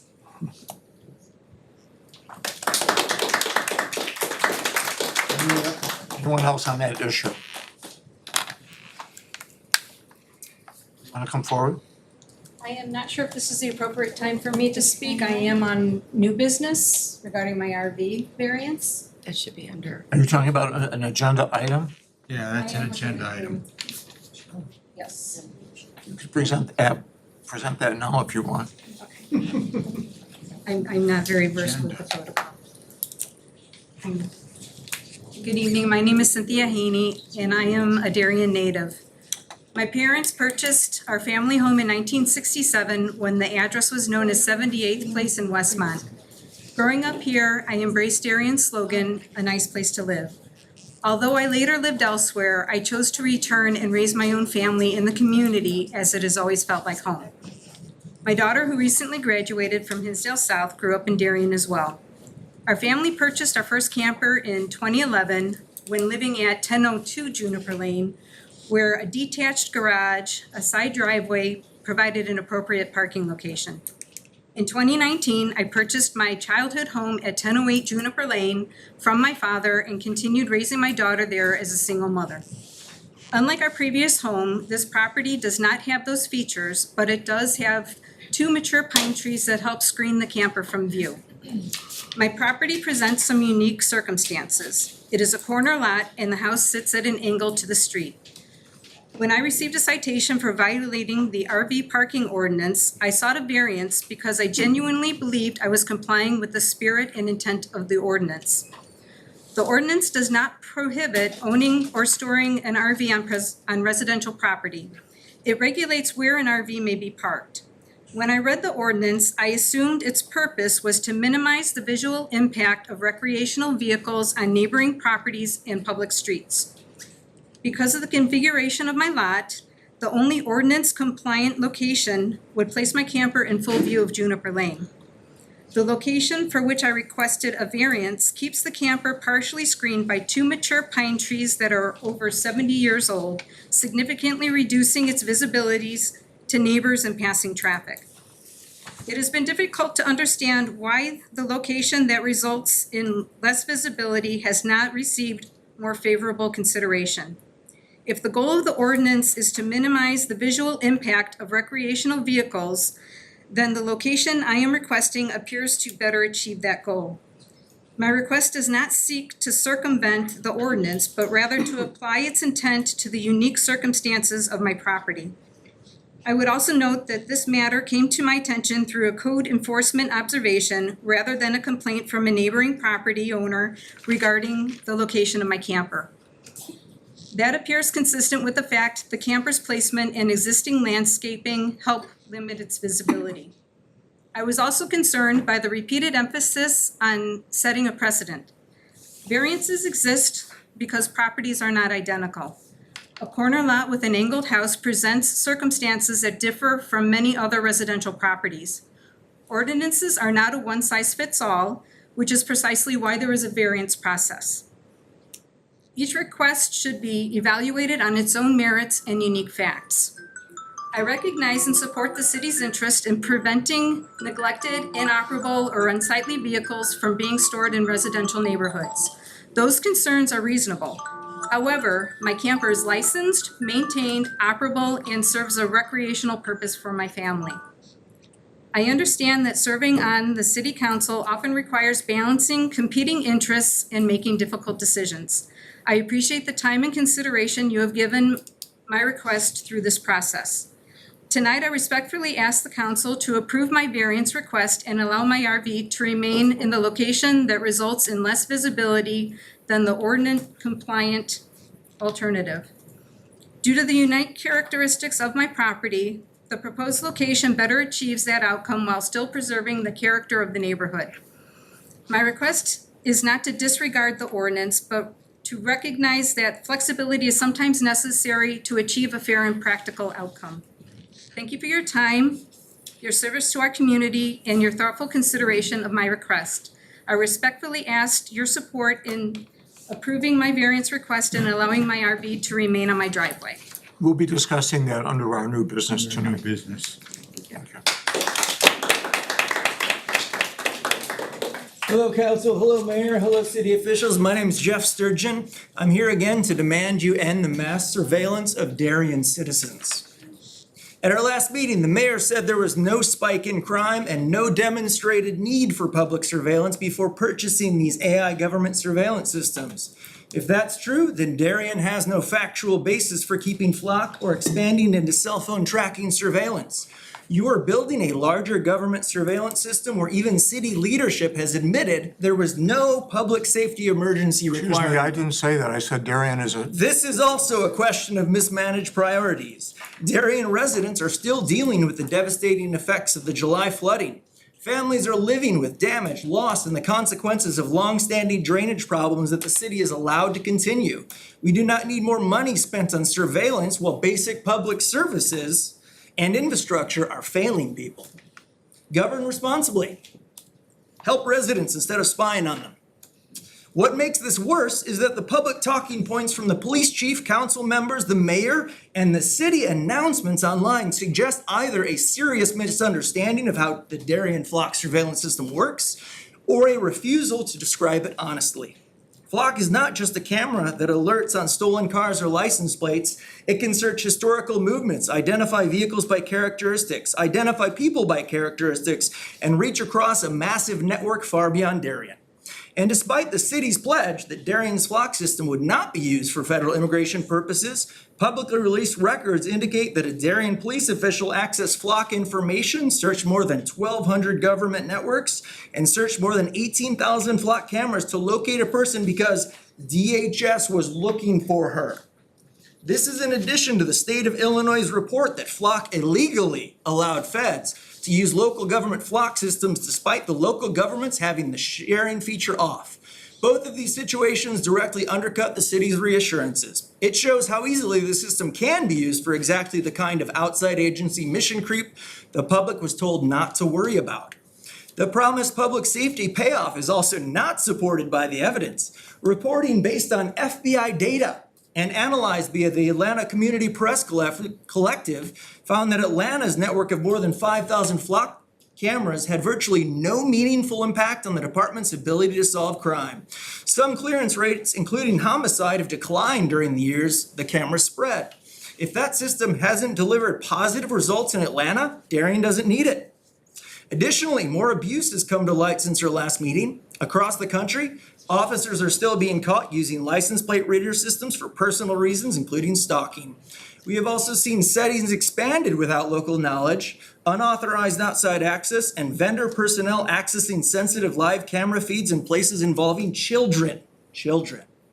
These are not bugs in the system. They're the predictable results of building a mass surveillance tool and then trusting that everyone with access will behave perfectly. And I want to address one argument directly. We keep hearing police defend Flock and other AI surveillance tools by saying it makes our job easier. But your job isn't supposed to be easy. It's supposed to be restrained, heavy, and encumbered by the burden of proof, probable cause, and the presumption of innocence, and respect for civil liberties. A free society is not designed to make things convenient for the state. It's designed to protect the individual from the state. So my ask is simple. Remove these illegal cameras and stop expanding location surveillance in Darien. If you refuse, then at a minimum, adopt strict guardrails immediately. Retention to 7 days or less. No outside sharing without a judge-signed warrant for a felony recognized under Illinois law. Use limited to felonies, full public audit reporting, and a warrant for historical database access. Darien does not have a surveillance emergency. It has a leadership problem. Normal police work, targeted investigation, and warrants can protect the public without putting everyone under suspicion. You said there was no spike in crime, Mr. Marquez.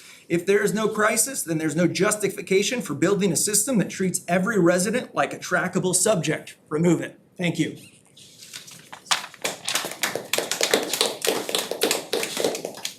First of all, if you're gonna quote me correctly. Yeah. Because I said Darien is a safe community, and the cameras will make it even a safer community. That's what I said. Absolutely. You admitted there was no reason for a mass surveillance system of citizens. I agree with you, Mayor. Anyone else? Yes, ma'am.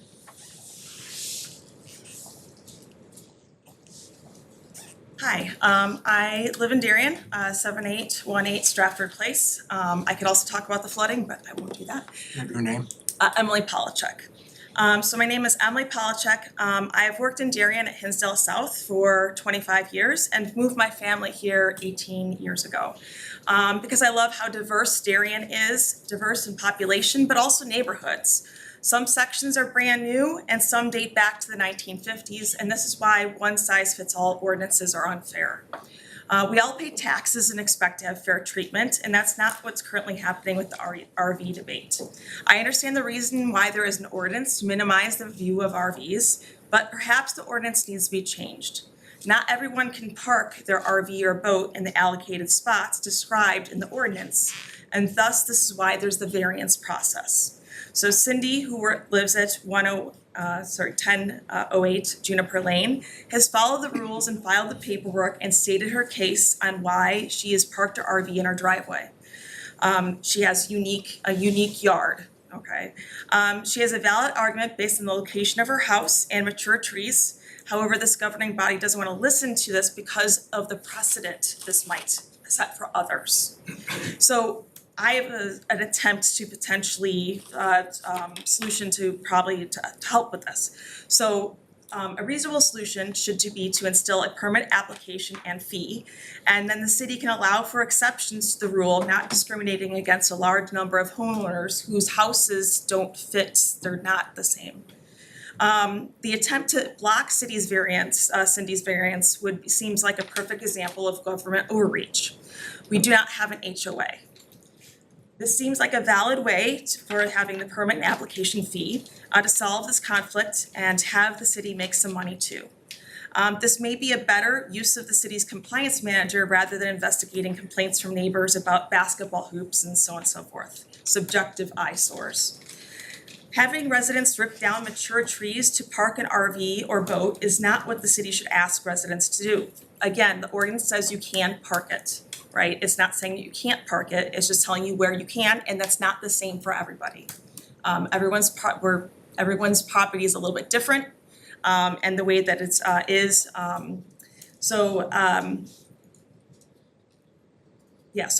please respect Cindy. She has an older property and a valid claim. Don't turn her down because of what might happen in terms of a precedent. I ask the board to please do the right thing and accept Cindy's variance. Thank you.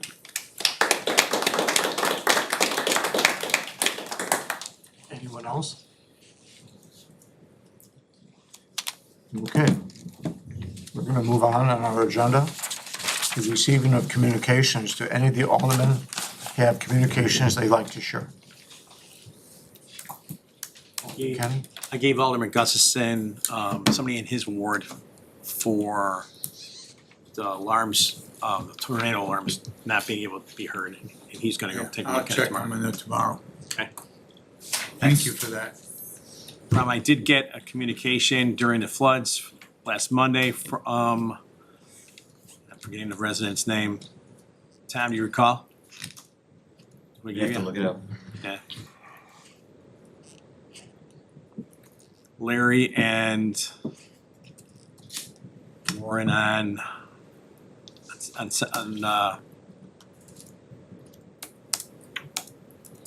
my God. Larry Kizlicki, Yeah. On Hickory, right? 1018 Hickory. Yeah, they were, they had power outage due to the tree that fell on the lines behind the Jewel. So couldn't get a hold of Tom, he got a hold of me, and then I got a hold of Tom back, so those are my communications. Ms. Sullivan?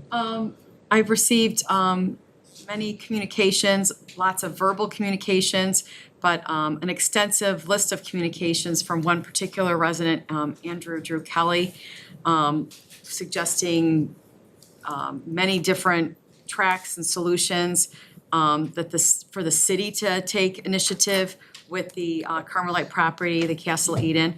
I did share those with City Hall.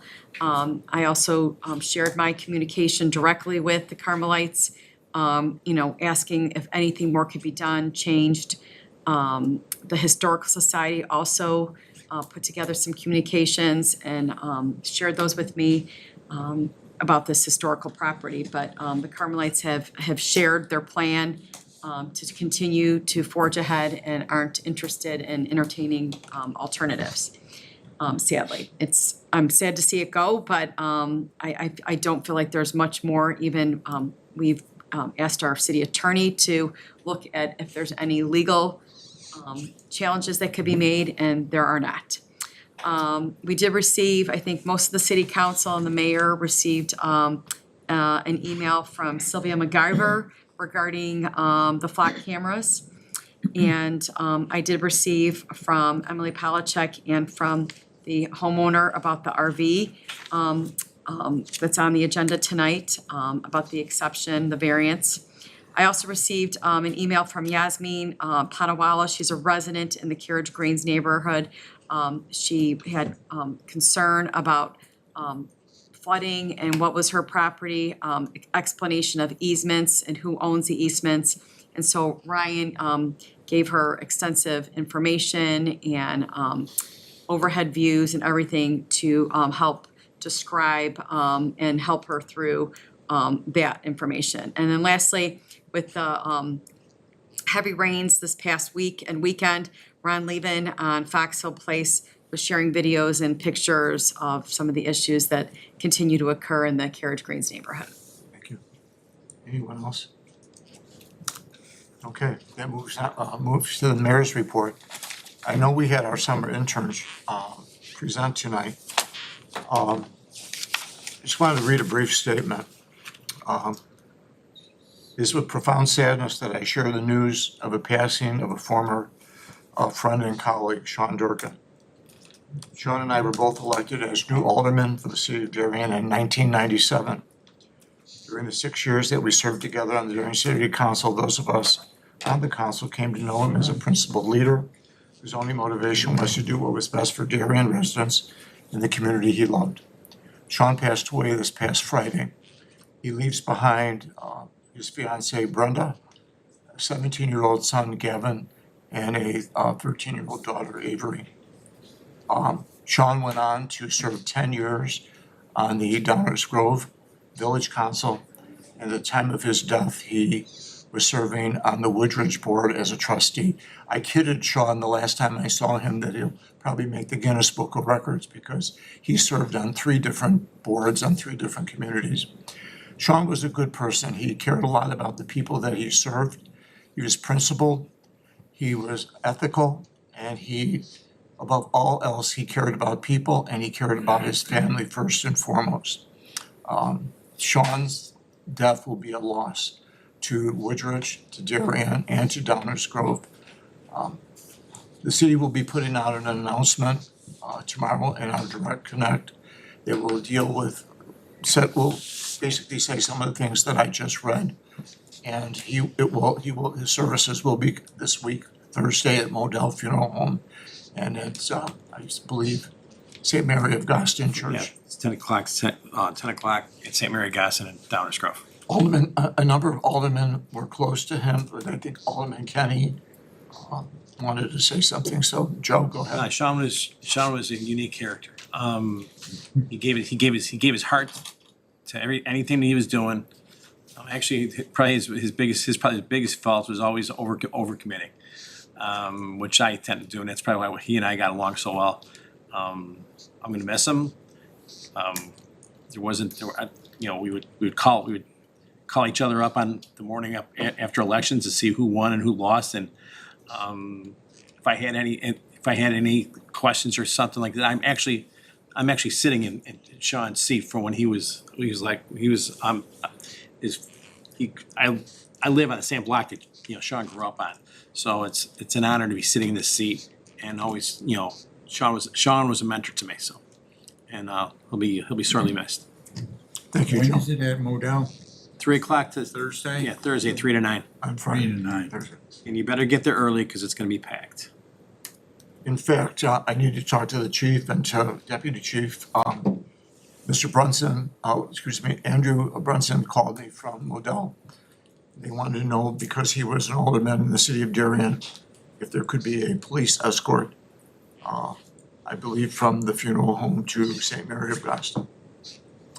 I'll let you guys make that decision and think about that, but he asked me to get back to him in case something like that was approved. Thank you. Takes us to a city clerk's report, No report this evening, Mayor. city administrator's report. No report, Mayor. Takes us to department head information and questions. Any questions for Police Chief Thomas or for Mr. Gumbeck from the council? If not, we move to the treasury report. We have a warrant. Treasurer Curran. Thank you, Mayor. Requesting council's approval, warrant number 262707 in the amount of $1,045,108.82 from the listed funds. Payroll for the period ended July 23rd, amount of $375,515.21. Total will be approved, $1,420,624.03. Motion to approve. Alderman Kenny, seconded by Alderman Shower. Any questions or comments? If none, the roll. Kenny? Aye. Shower? Aye. Sullivan? Aye. Belzak? Aye. Legansky? Aye. Gustafson? Aye. Stompanato? Aye. 7 ayes. The warrant's been approved. Standing committee reports. To any of the chairs have reports they'd like to present to the council. Alderwoman Sullivan. The Admin Finance Committee met this evening, and then we'll have our next meeting on Tuesday, September 8th at 6 p.m. in the City Council boardroom, since Monday is Labor Day that week. Alderman Kenny. Thank you, Mr. Mayor. The police committee meeting is scheduled to meet on Monday, August 17th at 6 p.m. across the parking lot in a police training room. And Alderman Belzak. Thank you, Mr. Mayor. Municipal Service had a special meeting earlier today, And our next regularly scheduled meeting will be on Monday, August the 24th in council chambers at 6 p.m. Thank you very much. Moving on to questions and comments, agenda related. This is for the audience. We already had two people who presented on issues that are on our agenda. Is there anyone else in the audience who would like to say something about one of our agenda items? If not, we'll move on to old business. There being no old business, we're moving to the consent agenda. And please remember that item D. The item D is now a new business, now consent agenda item F. Please bear with me as I read the consent agenda. Item A, an ordinance authorizing the sale of personal property owned by the city of Darien. Item B, a motion to approve the expenditure of budgeted funds to purchase professional consulting services from Testing for Public Safety LLC to establish a sergeant promotional eligibility list in the amount of $14,800.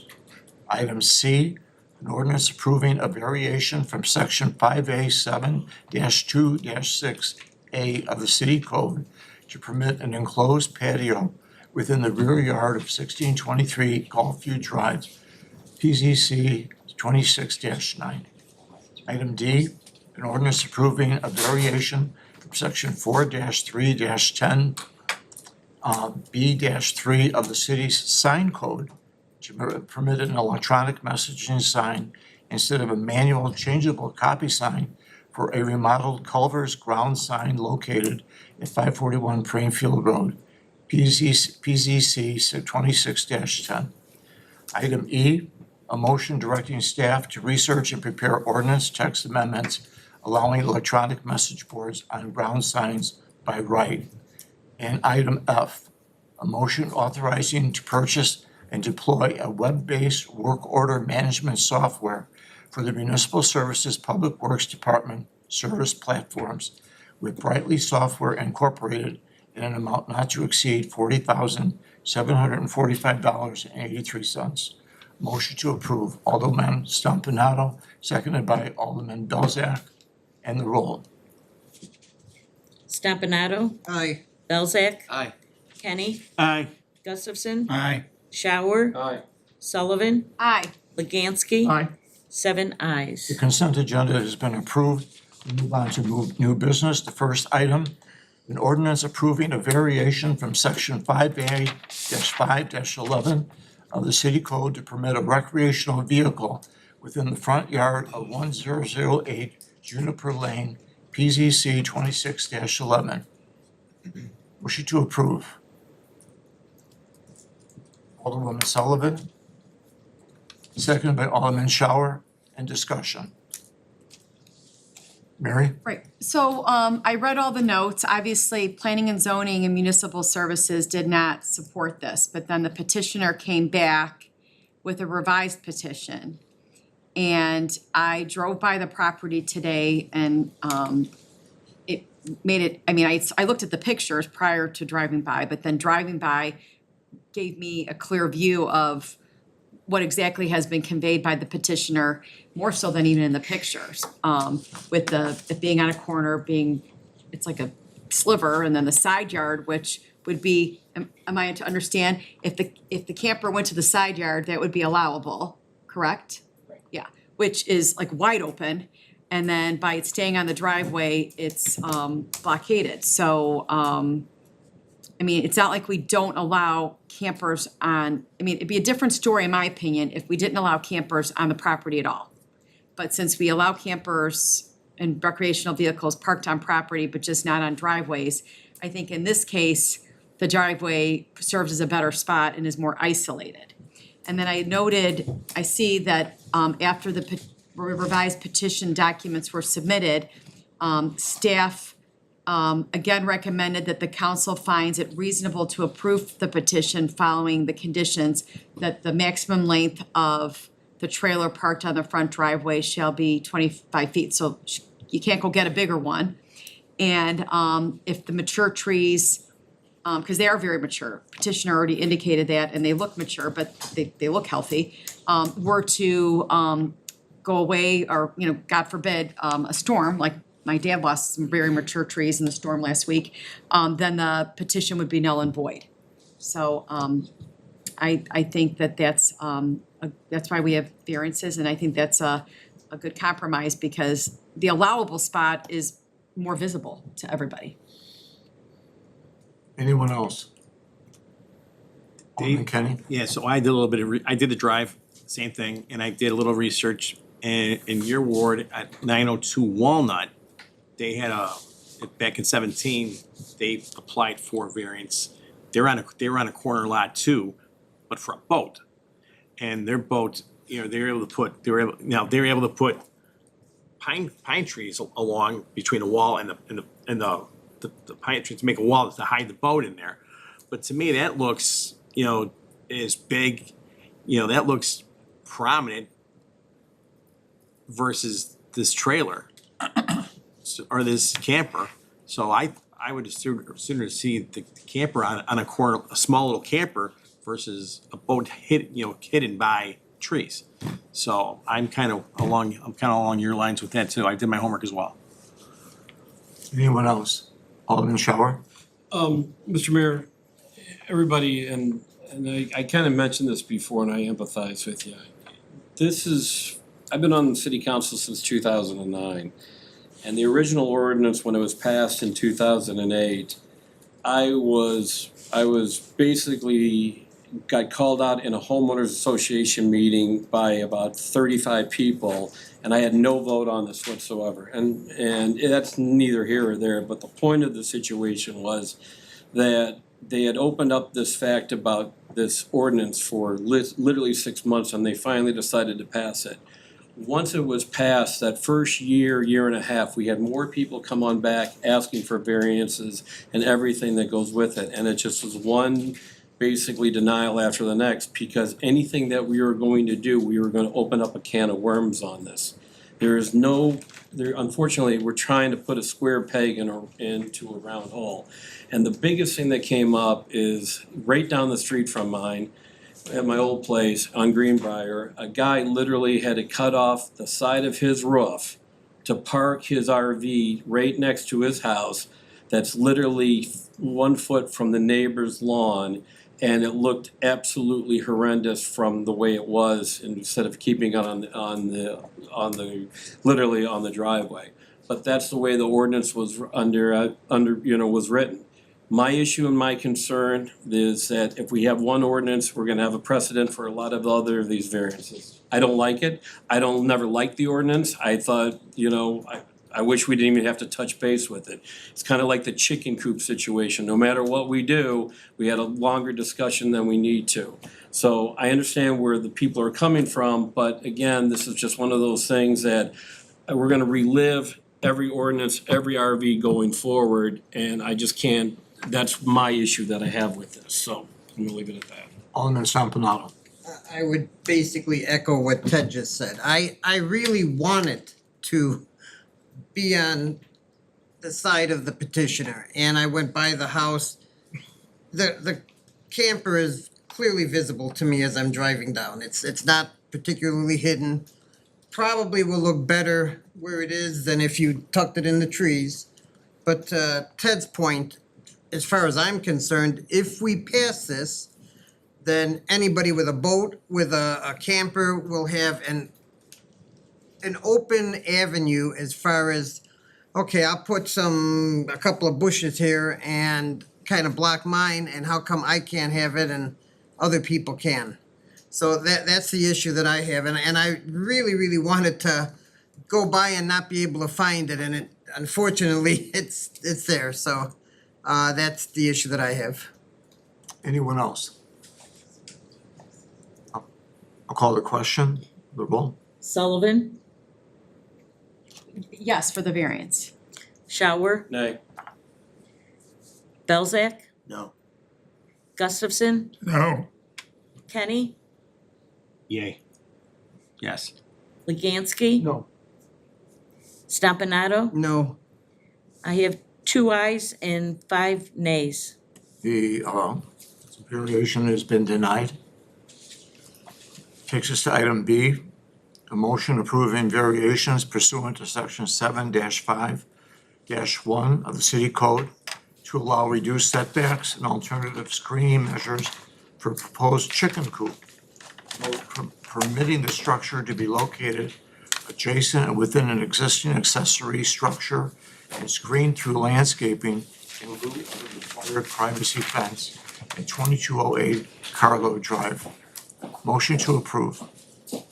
Alderman Belzak, second by Alderman Shower, and discussion. So my, I'm sorry. Time to go. My concern is this a fence? Because it appears to be individual units of different blocking. I'm in favor of it if it meets our fence code, I guess would be my concern. I don't want it to be movable. The simple answer is yes, until we get the actual specifications submitted through the building permit process. And again, a fence basically means that it has to have uprights that are in the ground, not something that is portable. So that's the, I'll call it, meaning of a fence, definition of a fence. The panels themselves, whether they're stockade, whether they're pickets, do meet the actual spirit of the code. So as long as it meets our fence code, I'd be in favor of it. Alderwoman Sullivan? So just going back to the prior meetings about this topic, was municipal services. And it was left that the owner, the resident, was going to get a landscape architect. And I think what we were all left believing, most especially the neighbors near the home, was that arborvitaes were gonna be planted. That is correct. And so that became cost prohibitive. According to the resident, cost prohibitive, and he never submitted, he submitted something from a landscaper, but never a design from a landscape architect, slash, either a landscape designer or an architect per the conditions of the meeting that we had previously with the subject. Yeah, because the neighbor who had voiced concern, can't be here tonight, but had said, if it's going to be true to what was agreed upon before, they wouldn't, voice opposition. But I guess I'm just trying to figure, it's completely different than what was agreed upon and, nothing was necessarily voted on. But you're saying, because what Tom just asked, Alderman Belzak, that this would be like basically in line with the ordinance with the fencing. Correct. Alderman Luganski? Thank you, Mayor. So I echo Alderman Belzak as well. So, because we're going back to the original ordinance, the way it was written. So as long as this is a fence and it meets your fence requirements or whatever, that it's not movable, I think that needs to make sure that happens. It has to be anchored into the ground. That's the bottom line. But the coverage area, the height, all that fits in line with our fence ordinance for Yes. chicken coops. Yes. So what if we vote on it tonight and then they don't put the fence in? See, that's the problem. They don't put the fence in where it's Right. solid Versus versus. violation of the code, I'm sorry, Joe. Right, that's what I'm saying. What if we vote on it today and yet they don't do what they're supposed to do? They'll have a code violation and they will be required to show up at courts. The resident's here. Can we ask him to? Is the resident here tonight? Want to come forward, sir? Do you have anything to add? You gonna put the fence up or not? State your name, please. David McHale, 2208 Carlo Drive. And yes, I, after several conversations with the council here and the gentleman here, we will stake it into the ground. We'll make sure that the items meet up to the code. And you'll do the fence. I'm sorry, sir? You'll do. Yeah. You'll alleviate Alderman Kenny's Just said, concern. yeah, he's gonna put the fence in. Yeah, what we could do is do a condition to the motion with the verbiage of securing the fence panels to a structure within the ground or to a supportive structure within the ground, something to that effect. My only question is how deep, sir? Typically 32 inches is ideal. If you really wanna be safe, 42 inches. So that's a basic for the frost line. Yes, sir. Any more comments? And the roll? Elzak? Don't we have to amend it? I thought we had Dan's suggestion amending, The condition condition. of the fence be secured structurally within the grounds. Do you need to put the dyna, Fence do you issue need to in put there as the, well? Next, up to 32 inches, minimum of 32 inches on the actual post. Okay, does everyone? I'll amend my motion to reflect Dan's suggestions. Dan, you basically then, you're amending the motion. I believe we have to vote on the Wait. amendment first. Yes, we I can first, withdraw my motion and file and do a new motion. no, it doesn't work that way. We have a motion on the table now, and with the amendment, then we need another motion to agree to the amendment. Motion to approve I the move, amendment. no, I move to amend the pending motion. Okay. I second. A second. I second. And a roll. Okay, now first we're going to vote on the amendment. Right. All right. Belzak. Aye. Kenny. Aye. Gustafson. Aye. Legansky. Aye. Shower. Aye. Stompanato. Aye. Sullivan. aye, 7 ayes. Okay, the amended. No, now it's on the original The motion. amended has been As approved. amended. Yes. Now we're voting on the original. Motion to, that was a, we had a motion and a second already on that. yes. Yes. I call the roll. Belzak. Aye. Shower. Aye. Sullivan. Aye, Gustafson. Aye. Kenny. Aye. Stompanato. Aye. Legansky. Aye. 7 ayes. So both. Both have been approved, sir. Robert's rolling over in his grave right now. All right. Item C, a motion approving an overhead sewer assistance pilot program. I just want to make a brief presentation on that. As you know, the July 4th rains created significant issues within the city of Darien.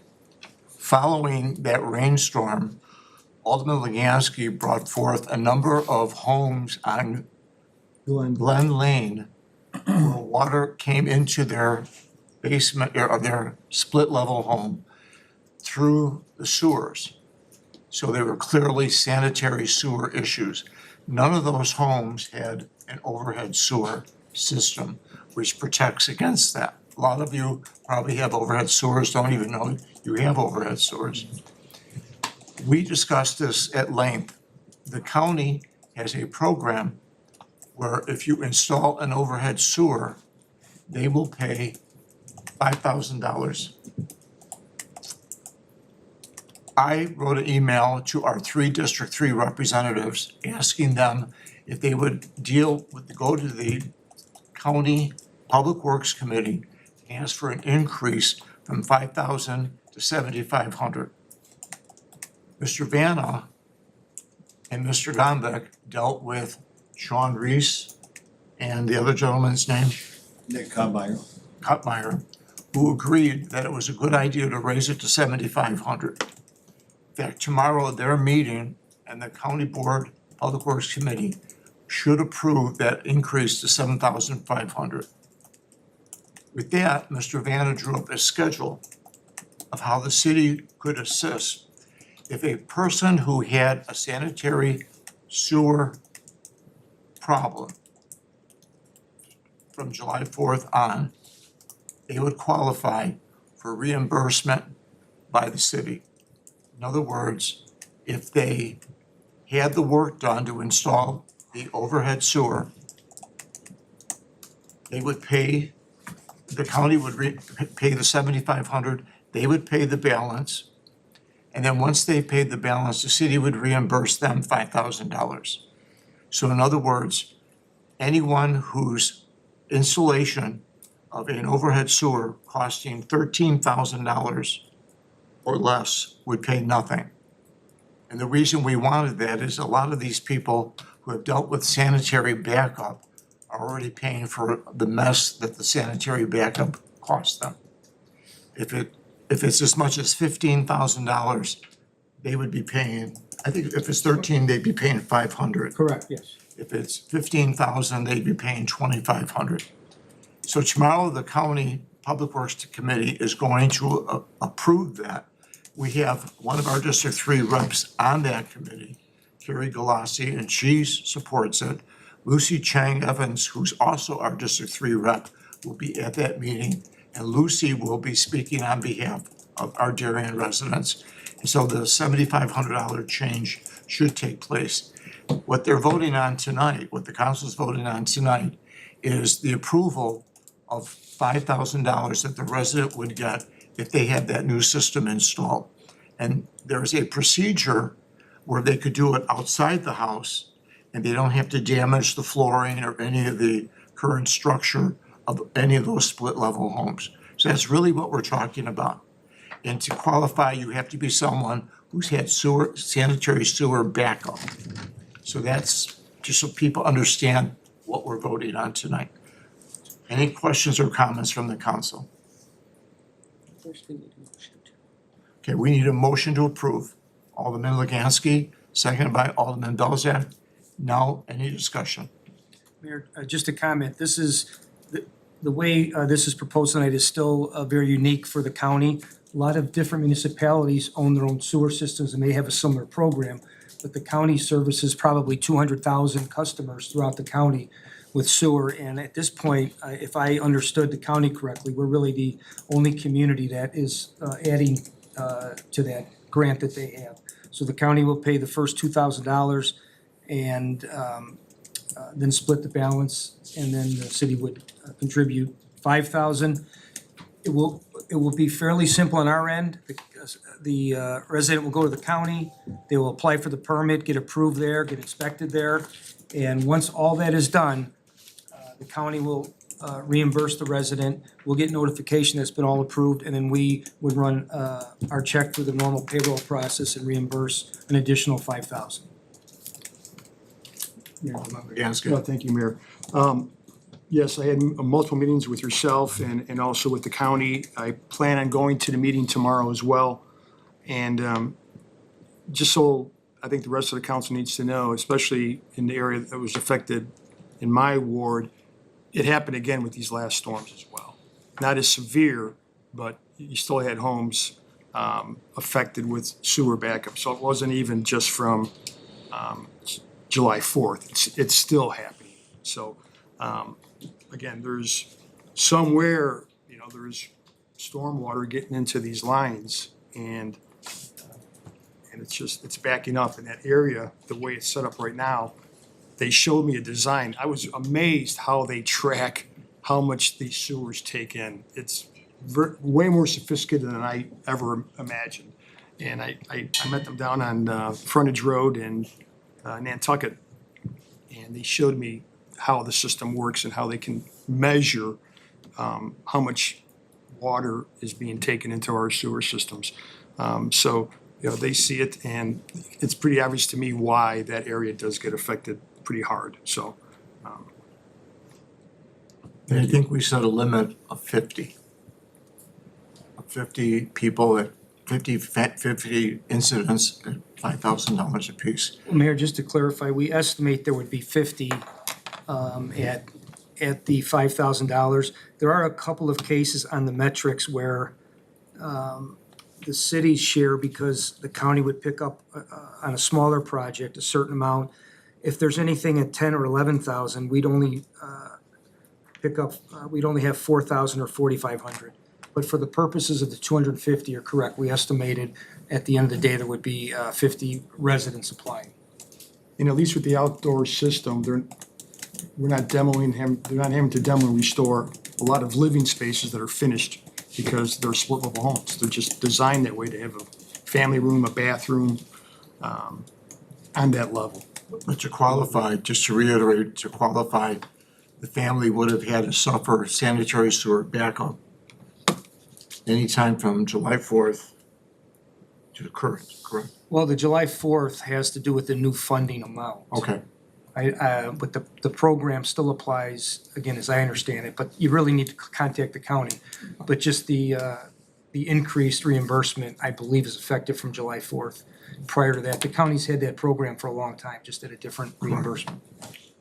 Which begs the question, in the event someone had this happen to them previously and they qualified, but it wasn't on July 4th, would we still be, so instead of it being 7,500, it'd be 5,000 from DuPage? Yeah. Would we also be matching that or only things that happened July 4 going forward? I anticipate it would be at any point. If the county approves a program for our residents. Anytime, as long as you're approved for, because there may have been people who had. Correct. Because the rain came in weird spots, some neighborhoods got soaked, some not so much. And they may have had a problem a year ago and now they find out about this because. Or they might see there's more money involved and this is the time they can afford it. So we would reimburse Okay, that I just previous want to to be that. clear But that that's a it's good not question, yes. limiting it to that date. Alderman Yep, Yagowski. thank you, Mayor. Yes, Alderman Belzak. Exactly, because a lot of residents I know tried to put in just a check valve system outside for $8,000 that failed. I mean, after last July's storm, someone put in an $8,000 system in October, only to have it fail in this July. The ironic part is because there's been so much stormwater in the systems, a lot of the residents think it's been just stormwater because it's so diluted. So people were under the impression it's stormwater and, I have to educate them and say, where's it coming from? Is it coming from a sewer? Is it coming from a floor drain? Is it coming from a toilet? Is it coming from a shower? If it's coming from there, that's sewer. And residents did not know that. So they're like, because it was so diluted with stormwater. So again, I think there's been an educational process too as well, Alderman Belzak. Thank you. Anything else? In the roll? Legansky. Aye. Belzak. Aye. Gustafson. Aye. Sullivan. Aye. Stompanato. Aye. Shower. Aye. Kenny. Aye. 7 ayes. The motion's been approved for the overhead sewer assistance pilot program. That takes us to questions and comments and announcements of a general nature. Does any of the aldermen have anything they'd like to share? Alderman Sullivan. Just that tomorrow night is National Night Out. August 4th from 5 to 8 p.m. at Prairie View Elementary School. That's on Plainfield Road. And I think it's always a phenomenal night with Touch a Truck, games, K-9, Darien Woodbridge Fire Department, our police department. It's just gonna be a beautiful evening too, weather-wise, so please come out to see our police and all the other aspects of Darien tomorrow at Prairie View, Tuesday, August 4th from 5 to 8 p.m. I'd just like to announce that this Friday, Saturday, and Sunday coming up is our annual Darien Fest. And as many of you know, there's construction going on at Westwood Park. So District 86 has given us approval to run Darien Fest on Clarendon Hills Road. We'll be closing Clarendon Hills Road from Elm to 75th Street. The student parking lot next to the football field will be where the carnival. And because it's such a large lot, there'll be additional rides and activities by the carnival. There'll be a stage closer to the Elm Street location. There'll be an area for viewing the stage, and then there'll be I believe a 30 by 90 foot tent under which we will have people have an opportunity to sit and eat and talk. And then we have 10 food vendors that will be on one side of the street, and we will have a business expo on Saturday and Sunday. So we'll have a number of businesses that'll be out there setting up booths. It should be the largest Darien Fest that we've had in years. We're very happy to be working with District 86 in terms of being able to use Clarendon Hills Road. We'll have to take a look and see whether or not we want to do it again next year, or if we're going to move back to Westwood Park. But I would urge all of you, if you have an opportunity to come out to Hinsdale South High School for our annual Darien Fest this Friday, Saturday, or Sunday. Anyone else? Yes. Just a quick question, Mayor. Is there anything that's gonna, so this is a new location where I don't think it's ever been held before. Are the residents gonna be, is there anything that's gonna tell us where we can park? It won't cause problems for the residents in the area and where the business is.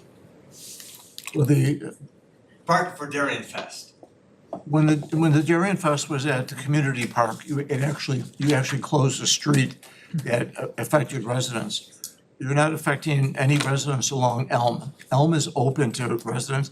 If somebody made a left-hand turn onto Clarendon Hills Road from Plainfield Road, and they wanted to get to their house on Elm or any of those side streets, that would be open for them. I think he wants to know where people park who are attending Darien They're Fest. gonna park on it's what's currently the faculty lot on the north side of the building. You know, there's a baseball field, there's tennis courts, and then there's a parking lot. And that parking lot is open for parking.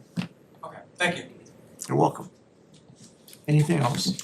Anybody else have any other announcements? If not, a motion to adjourn, Alderman Shower, seconded by Alderman Sullivan, all in favor? Aye. Thank you, folks.